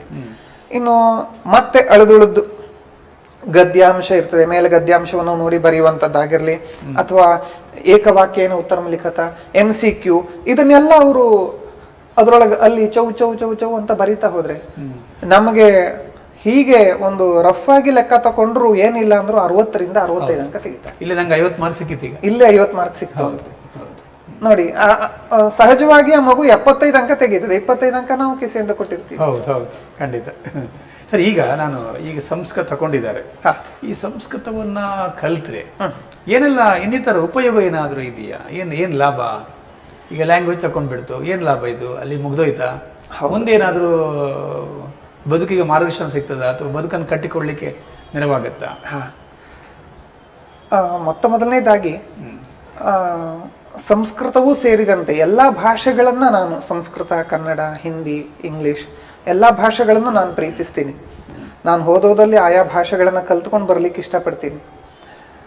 ಯಾಕೆಂದ್ರೆ ಆ ಭಾಷೆ ಕಲಿಯುವುದು, ಆ ಭಾಷೆ ಅಂತೇಳಿ ಹೇಳಿದ್ರೆ ಅದೊಂದು ರೀತಿ ಸಂತೋಷ, ಆನಂದ ಸಿಗುವುದು ಅದರಲ್ಲಿ. ಆದ್ರಿಂದ ಮಕ್ಕಳ ಹತ್ರ ನಾನು ಹೇಳುದು, ನೀವು ಭಾಷೆಯಾಗಿ ಕಲೀರಿ ಅದನ್ನು. ಅಂಕ ತೆಗಿಲಿಕ್ಕೆ ಒಂದು ಒಂದು ವಾಹಕ ಅಂತ ಹೇಳಿ ತಿಳ್ಕೊಂಡು ಮಾಡಬೇಡಿ, ಮಾಧ್ಯಮ ಅಂತ ತಿಳ್ಕೊಳ್ಬೇಡಿ. ಅದೊಂದು ಭಾಷೆಯಾಗಿ ಕಲೀರಿ. ಒಂದು ಇಂಗ್ಲಿಷ್ ಕಲಿತೀರಿ, ಒಂದು ಸಂಸ್ಕೃತ ಕಲಿತೀರಿ, ಸಂಸ್ಕೃತದ ಸುಭಾಷಿತಗಳನ್ನ ಕಲೀರಿ, ಆಮೇಲೆ ಸಂಸ್ಕೃತದ ಕೃತಿಗಳನ್ನ ಕಲೀರಿ. ಇಲ್ಲಿ ಕೆಲವು ಸ್ಯಾಂಪಲ್ಗಳನ್ನ ಕೊಟ್ಟಿರ್ತಾರೆ, ಪಾಠ ಪುಸ್ತಕದಲ್ಲಿ ಕೊಟ್ಟಿರ್ತಾರೆ. ನಿಮ್ಮ ಭವಿಷ್ಯದಲ್ಲಿ ಅವುಗಳನ್ನ ಕಲ್ತ್ಕೊಳ್ಳಿ, ನಿಮಗೆ ಆನಂದ ಸಿಗ್ತದೆ. ಯಾಕಂದ್ರೆ ಮನುಷ್ಯನಿಗೆ ಗಮ್ಮತ್ತು ಮುಖ್ಯ ಅಲ್ಲ, ಆನಂದ ಮುಖ್ಯ. ಒಳಗಿನಿಂದ ಅವನು ತುಂಬಾ ಆನಂದ ಪಡಬೇಕು. ಆ ಆನಂದಕ್ಕೋಸ್ಕರ ಅವನು ಸಂಸ್ಕೃತವನ್ನ ಓದ್ಲೇಬೇಕು. ಯಾಕಂದ್ರೆ ಇಲ್ಲಿಯ ಕಾವ್ಯಗಳಿರ್ಬಹುದು, ಶಾಸ್ತ್ರಗಳಿರ್ಬಹುದು, ಎಲ್ಲವೂ ಸಿಸ್ಟಮೆಟಿಕ್ ಆಗಿದೆ ಮಕ್ಕಳೇ. ಈಗ ನೀವೊಂದು ವ್ಯಾಕರಣ ತಕೊಂಡ್ರೆ ಸವರ್ಣ ದೀರ್ಘ ಸಂಧಿ. ಯಾಕೆ ಸವರ್ಣ ದೀರ್ಘ ಸಂಧಿ? ಆ ಈ ಊರು ಈ 4 ಅಕ್ಷರಗಳಿಗೆ ಸವರ್ಣ ದೀರ್ಘ ಸಂಧಿ ಆಗ್ತದೆ. ಎ ಓಗಳಿಗಲ್ಲ, ಐ ಔಗಳಿಗಲ್ಲ. ಅ ಎ ಓ ಅದು ಗುಣಸಂಧಿ, ಅದರೊಳಗೆ ಎ ಓ ಆದೇಶವಾಗಿ ಬಂದ್ರೆ ಗುಣಸಂಧಿ. ಹೀಗೆ ಸಂಧಿ ಪಾಠ ಇರಬಹುದು, ನಿಮಗೆ ಕೃದಂತ ಪಾಠ ಇರಬಹುದು. ಮತ್ತೊಂದು ವಿಶೇಷವಾಗಿ ಇದು 9ನೇ ತರಗತಿಯಲ್ಲಿ ಇದೆ, ಪ್ರಥಮ ಭಾಷೆಯಲ್ಲಿ ಕಾರಕ ಪ್ರಕರಣ ಅಂತ. ಕಾರಕ ಪ್ರಕರಣ, ಹೌದು. ಇವತ್ತು ನಾವು ಕನ್ನಡದಲ್ಲಿ ವಾಕ್ಯಗಳನ್ನ ಬಳಸುವಾಗ ವಿಭಕ್ತಿಗಳನ್ನ ಲೋಪ ಮಾಡುವುದುಂಟು. ಹಾವು ಕಪ್ಪೆ ನುಂಗಿತು ಅಂತ ಹೇಳ್ತೀವಿ. ಅದು ಹಾವು ಕಪ್ಪೆಯನ್ನು ನುಂಗಿದ್ದೋ ಅಥವಾ ಕಪ್ಪೆಯೇ ಹಾವನ್ನು ನುಂಗಿದ್ದೋ ಮತ್ತೆ ಚಿತ್ರ ನೋಡಿ ತಿಳ್ಕೊಳ್ಬೇಕು ನಾವು. ಆದ್ರೆ ಸಂಸ್ಕೃತದಲ್ಲಿ ಹಾಗಲ್ಲ, ಅಲ್ಲಿ ವಿಭಕ್ತಿಗಳನ್ನು ಹಾಕ್ಲೇಬೇಕು, ವಿಭಕ್ತಿಗಳನ್ನು ಲೋಪ ಮಾಡ್ಲಿಕ್ಕೆ ಆಗುದಿಲ್ಲ. ಅದು ಯಾಕೆ ಅಲ್ಲಿ ಹಾವು ಕಪ್ಪೆಯನ್ನು ನುಂಗಿತು ಅಂತ ಹೇಳುವಲ್ಲಿ ಕಪ್ಪೆಯನ್ನು ಅಂತ ಹೇಳಿ ಯಾಕೆ ಹಾಕ್ಬೇಕು? ಹಾವು ಅಂತೇಳಿ ಹೇಳುವಲ್ಲಿ ಪ್ರಥಮ ವಿಭಕ್ತಿಯನ್ನು ಯಾಕೆ ಹಾಕಬೇಕು? ಇದೆಲ್ಲ ಕಾರಕ ಪ್ರಕರಣದಲ್ಲಿ ಬರುವಂತಹ ಅಂಶಗಳು. ಆ ಕಾರಕ ಪ್ರಕರಣ ಸಂಸ್ಕೃತದಲ್ಲಿ ಅತ್ಯಂತ ಬಲಿಷ್ಠವಾಗಿದೆ. ನಮಗೆ ಇಂಥ ಕಾರಕ ಇದ್ದ ಕಾರಣ ಈ ವಿಭಕ್ತಿ ಬರಬೇಕು ಅಂತ, ಆಮೇಲೆ ಉಪಪದ ವಿಭಕ್ತಿ ಅಂತ ಬೇರೆ ವಿಚಾರ ಬಿಡಿ. ಹೀಗೆ ವ್ಯಾಕರಣ ಅಂತೇಳಿ ಹೇಳೋದು ತುಂಬಾ ಸಿಸ್ಟಮೆಟಿಕ್ ಆಗಿದೆ. ಆದ್ರಿಂದ ಸಂಸ್ಕೃತ ವ್ಯಾಕರಣವನ್ನು ಓದಿದವರಿಗೆ ಈ ಭಾಷೆಯಲ್ಲಿ ತೊಡಕಾಗುವುದಿಲ್ಲ. ಉಳಿದ ಭಾಷೆಗಳ ಅಧ್ಯಯನವು ಬಹಳ ಸುಲಭ. ಇನ್ನು ಇದು ಭಾಷೆಗಳ ಅಧ್ಯಯನವಾಯಿತು. ಮತ್ತೊಂದು, ಈ ಸಂಸ್ಕೃತದ ಉಚ್ಚಾರಣೆಯಲ್ಲಿ ತಾವು ಗಮನಿಸಿರ್ಬೋದು, ಬಾಲಕಃ ಸಹಜವಾಗಿ ಅಹ ಅಂತ ಬಂತು. ಆ ಹ ಅಂತೇಳಿ ಹೇಳುವಾಗ ಭಸ್ತ್ರಿಕಾ ಅಂತ ಹೇಳುವ ನಮ್ಮ ಪ್ರಾಣಾಯಾಮದ ಒಂದು ವಿಧಾನ ಅಲ್ಲಿ ಬಂತಲ್ಲ ಸರ್? ಹೌದು, ಬಾಲಕ. ಆಮೇಲೆ ಪಾಠಂ ಅನ್ನುವಾಗ ಸಹಜವಾಗಿ ಭ್ರಾಮರಿ ಅನ್ನುವಂತಹ ಒಂದು ಪ್ರಾಣಾಯಾಮದ ವಿಧ ಅಲ್ಲಿ ಕಂಡು ಬಂತು ನಿಮ್ಗೆ. ಸಹಜವಾಗಿ ನೀವು ಸಂಸ್ಕೃತವನ್ನ ಗಟ್ಟಿಯಾಗಿ ಓದ್ತಾ ಹೋದ್ರೆ, ದಿವಸ ನಾನು ಪಾರಾಯಣ ಅಂತೇಳಿ ಆವಾಗಿಂದ ಹೇಳ್ತಾ ಇದ್ದೀನಲ್ಲ, ಬಾಲಕಃ ಪಾಠಂ ಪಠತಿ, ನಿಮಗೆ ಗೊತ್ತಿಲ್ಲದೆಯೇ ಸಹಜವಾಗಿ ನಿಮ್ಮ ಉಸಿರಾಟದಲ್ಲಿ ಒಂದು ಕಂಟ್ರೋಲ್ ಬರುತ್ತೆ, ಆರೋಗ್ಯಕ್ಕೂ ತುಂಬಾ ಅನುಕೂಲ. ಇನ್ನು ನೀವು ಅವಾಗ ಹೇಳಿದ್ರೆ ಬದುಕನ್ನ ಕಟ್ಟಿಕೊಳ್ಳುವ ವಿಚಾರ ಹೇಳಿದ್ರಿ. ಸಂಸ್ಕೃತವನ್ನ ಕಲ್ತ್ರೆ, ಈಗ ನೀವೇನು ಆಯುರ್ವೇದ ವೈದ್ಯ ಪದ್ಧತಿಯಲ್ಲಿ BAMS ಅಂತ ಹೇಳಿ ಕೋರ್ಸ್ ಇದೆ, ಆ ಕೋರ್ಸ್ ಓದ್ಲಿಕ್ಕೆ ಸಂಸ್ಕೃತ ಅನಿವಾರ್ಯ ಅಲ್ಲಿ. ಪಾಪ ಕೆಲವರು ಸಂಸ್ಕೃತವನ್ನ ಓದದೆ ಅಲ್ಲಿ ಹೋಗಿ ಅವರು ಕ್ರ್ಯಾಶ್ ಕೋರ್ಸ್ ಮಾಡ್ತಾರೆ. ಆ ಕ್ರ್ಯಾಶ್ ಕೋರ್ಸ್ ಅಲ್ಲಿ ಅವರು ಪಾಸ್ ಆಗ್ಬೇಕು, ಅಲ್ಲಿ ಒದ್ದಾಡ್ತಾರೆ ಶ್ಲೋಕಗಳನ್ನ ಅರ್ಥ ಮಾಡ್ಕೊಳ್ಳಿಕ್ಕೆ. ಆದ್ರೆ ಅದೇ ನೀವು ಹೈಸ್ಕೂಲ್ನಲ್ಲಿ ಅಥವಾ ಕಾಲೇಜಿನಲ್ಲಿ ಸಂಸ್ಕೃತವನ್ನ ಓದ್ಕೊಂಡು ಹೋದ್ರೆ, ನಿಮ್ಮ ಬದುಕಿನಲ್ಲಿ ಆ ಸಂಸ್ಕೃತ ಅಂತ ಹೇಳೋದೊಂದು ಭಾಗ ಆದ್ರೆ, ಆವಾಗ ಆ BAMS ಅನ್ನ ನೀವು ಬಹಳ ಸರಳವಾಗಿ ಅಲ್ಲಿರುವ ಶ್ಲೋಕಗಳನ್ನ, ಪಾಠವನ್ನೆಲ್ಲ ಅರ್ಥ ಮಾಡ್ಕೊಳ್ಳಿಕ್ಕೆ ಆಗ್ತದೆ. ಆ ವಿಧಾನ. ಇನ್ನು BAMS ಆದ್ಮೇಲೆ ಹೇಗಿದ್ರು ಮತ್ತೆ MD ಮಾಡಿಕೊಂಡು ವೈದ್ಯನಾಗಬಹುದು ಅಂತ. ಇನ್ನು ಇಲ್ಲ, ನೀವು ಸಂಸ್ಕೃತವನ್ನೇ ಓದಬೇಕು ಅಂತ ಹೇಳುವಂತಹ ಆಸಕ್ತಿ ಕೆಲವು ನಮ್ಮ ವಿದ್ಯಾರ್ಥಿಗಳೆಲ್ಲ ಇದ್ದಾರೆ. ಸಂಸ್ಕೃತವನ್ನು ಓದ್ಕೊಂಡು ಅವರು ಶಿಕ್ಷಕರಾಗಿ, ನಮ್ಮ ಹಾಗೆ ಶಿಕ್ಷಕರಾಗಿಯೂ ಕೂಡ ಅವರು ಸೇವೆ ಸಲ್ಲಿಸಬಹುದು. ಹಾಗೆ ಕಾಲೇಜಿನಲ್ಲಿ ಉಪನ್ಯಾಸಕರಾಗಿರಬಹುದು. ಹಾಗೆ ಅವರು ಡೀನ್ ಕೂಡ ಆಗಬಹುದು. ಹಾಗೆ ಯೂನಿವರ್ಸಿಟಿಗೆ ಹೋಗಿ ಯೂನಿವರ್ಸಿಟಿ ಲೆವೆಲಲ್ಲಿ ಪ್ರೊಫೆಸರ್, ಡೀನ್ ಕೂಡ ಆಗಲಿಕ್ಕೆ ಅವಕಾಶ ಉಂಟು. ಸಂಸ್ಕೃತ ಕಾಲೇಜಿಗೆ ಸೇರಿಕೊಂಡು ಸಂಸ್ಕೃತವನ್ನೇ ಮತ್ತೆ ಆಮೂಲಾಗ್ರವಾಗಿ ಅಧ್ಯಯನ ಮಾಡಬಹುದು. ಸಂಸ್ಕೃತದ ಅಧ್ಯಯನದಲ್ಲಿ ಜ್ಯೋತಿಷ್ಯ ಅಂತ ಹೇಳಿ ಒಂದು ವಿಭಾಗ ಇದೆ. ಆ ಜ್ಯೋತಿಷ್ಯವನ್ನು ಅಧ್ಯಯನ ಮಾಡಿಕೊಂಡ್ರೆ ಅವನು ಈ ಜ್ಯೋತಿಷ್ಯ ಪಾಠವನ್ನು ಕೂಡ ಮಾಡಬಹುದು. ಇನ್ನು ವೇದ ಅನ್ನೋದು ಸಂಸ್ಕೃತದಲ್ಲಿದೆ, ಸಂಸ್ಕೃತವೇ ವೇದ ಅಲ್ಲ. ಇದನ್ನ ನಾನು ಮುಖ್ಯವಾಗಿ ಹೇಳಲಿಕ್ಕೆ ಬಯಸ್ತೀನಿ. ಸಂಸ್ಕೃತ ಅಂತ ಹೇಳುವುದು ಯಾವುದೇ ಒಂದು ಗುಂಪಿಗೆ ಸಂಬಂಧಪಟ್ಟದ್ದು ಅಲ್ಲ, ಎಲ್ಲರೂ ಕಲಿಯಬಹುದಾದಂತಹ ಒಂದು ಭಾಷೆ ಇದು. ವೇದವನ್ನ ಅಧ್ಯಯನ ಮಾಡ್ಕೊಂಡಿದ್ರಿಂದ ಅವನು ಆ ವೇದದ ಅರ್ಥವನ್ನ ತಿಳ್ಕೊಳ್ಳಿಕ್ಕೆ ಅಥವಾ ಈ ಪೌರವ ಇತ್ಯಾದಿ ಬೇರೆ ಬೇರೆ ವೃತ್ತಿಗಳನ್ನ ಅವರು ಅನುಸರಿಸ್ಕೊಂಡು ಹೋಗ್ಲಿಕ್ಕೂ ಕೂಡ ಅವಕಾಶ ಇದೆ. ಹೀಗೆ ಸಂಸ್ಕೃತವನ್ನ ನಾವು ಅಧ್ಯಯನ ಮಾಡಲೇಬೇಕು. ಯಾಕೆ ಗೊತ್ತಾ? ಚಿನ್ನ ಇವತ್ತು ತುಂಬಾ ದುಬಾರಿ ಅಲ್ಲ ಸರ್? ಹೌದು. ಆದ್ರೂ ಚಿನ್ನ ತಗೊಳ್ಳೋರ ಸಂಖ್ಯೆ ಕಡಿಮೆ ಆಗಿದೆ, ಕಡಿಮೆ ಆಗಿಲ್ಲ. ಹಾಗೆ ಸಂಸ್ಕೃತ ಆ ದುಬಾರಿಯಾದ ಚಿನ್ನವನ್ನ ನಾವು ತಗೊಂಡು ರಕ್ಷಣೆ ಮಾಡಿದ ಹಾಗೆ ಈ ಅಮೂಲ್ಯವಾದಂತಹ ಸಂಸ್ಕೃತವನ್ನ ನಾವು ರಕ್ಷಣೆ ಮಾಡಬೇಕು, ಕಲಿತು ಅದನ್ನ ನಮ್ಮದನ್ನಾಗಿ ಮಾಡ್ಕೊಳ್ಬೇಕು. ಸಂಸ್ಕೃತಕ್ಕೆ ಯಾವತ್ತೂ ಹಾನಿ ಇಲ್ಲ, ಕಲಿದಿದ್ರೆ ನಮಗೆ ಹಾನಿ ಆಗತ್ತೆ, ನಮ್ಮ ಭಾಷೆ ಕೆಟ್ಟು ಹೋಗುತ್ತೆ.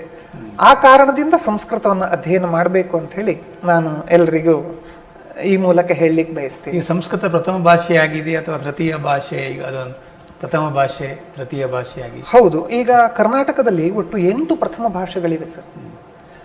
ಕನ್ನಡ, ಸಂಸ್ಕೃತ, ಇಂಗ್ಲಿಷು, ಹಿಂದಿ, ಉರ್ದು, ಆಮೇಲೆ ತೆಲುಗು, ತಮಿಳು, ಹೀಗೆ ಮರಾಠಿ, 7-8 ಪ್ರಥಮ ಭಾಷೆಯಾಗಿ ಇದೆ. ಈಗಿನ ಲ್ಯಾಂಗ್ವೇಜ್ ಪಾಲಿಸಿ ಪ್ರಕಾರ ಹೋದ್ರೂ ಕೂಡ ಆ ಪ್ರಥಮ ಭಾಷೆಗಳೆಲ್ಲ ಹಾಗೇ ಇವೆ. ತೃತೀಯ ಭಾಷೆಯಾಗಿಯೂ ಕೂಡ ಈಗ ಸಂಸ್ಕೃತವನ್ನ ಇಟ್ಟಿದ್ದಾರೆ. ಸಂಸ್ಕೃತವನ್ನ ಪ್ರಥಮ ಭಾಷೆ ಅಥವಾ ತೃತೀಯ ಭಾಷೆಯಾಗಿ ಓದಬಹುದು ಅಂತ. ಹೀಗೆ 2 ಭಾಷೆಯಾಗಿ ಓದಲಿಕ್ಕೂ ಅವಕಾಶ ಉಂಟು. ಕೆಲವು ಶಾಲೆಗಳಲ್ಲಿ ಪ್ರಥಮ ಭಾಷೆಯಾಗಿ ಇದೆ, ಕೆಲವು ಶಾಲೆಗಳಲ್ಲಿ ತೃತೀಯ ಭಾಷೆಯಾಗಿ ಸಂಸ್ಕೃತ ಇದೆ. ನಮ್ಮ ಮಾಧ್ಯಮದ ಮೂಲಕ ಈ ಸಂಸ್ಕೃತ ವಿದ್ಯಾರ್ಥಿಗಳಿಗೆ ನೀವು ಏನು ಸಲಹೆಗಳನ್ನು ಕೊಡ್ತೀರಿ? ಸಂಸ್ಕೃತ ಸರಳ, ಹೌದು, ಅಂಕ ತೆಗಿಲಿಕ್ಕೆ ಬಹಳ ಒಳ್ಳೆಯದು. ಆದರೆ ಓದುವವರಿಗೆ ಮಾತ್ರ ಸರಳ ಅಂತ ಹೇಳಲಿಕ್ಕೆ ಇಷ್ಟಪಡ್ತೀನಿ ನಾನು. ಕೆಲವು ವಿದ್ಯಾರ್ಥಿಗಳ ಮನಸ್ಸಿನಲ್ಲಿದೆ, ಸಂಸ್ಕೃತ ತಗೊಂಡು ಕೂಡಲೇ ನಮ್ಗೆ ಜಾಸ್ತಿ ಮಾರ್ಕ್ಸ್ ಬಂದ್ಬಿಡ್ಬೇಕು. ಇಲ್ಲ, ಹಾಗೇನಿಲ್ಲ. ಎಲ್ಲ ವಿಷಯಗಳಂತೆ ಸಂಸ್ಕೃತವನ್ನು ಓದಬೇಕು. ಪ್ರತಿ ದಿವಸನೂ ಅದನ್ನ ಅಧ್ಯಯನ ಮಾಡ್ತಾ ಇರಬೇಕು. ಜೊತೆಗೆ ನಿಮ್ಮನ್ನ ನಾನು ತುಂಬಾ ಅಭಿನಂದಿಸ್ತೀನಿ.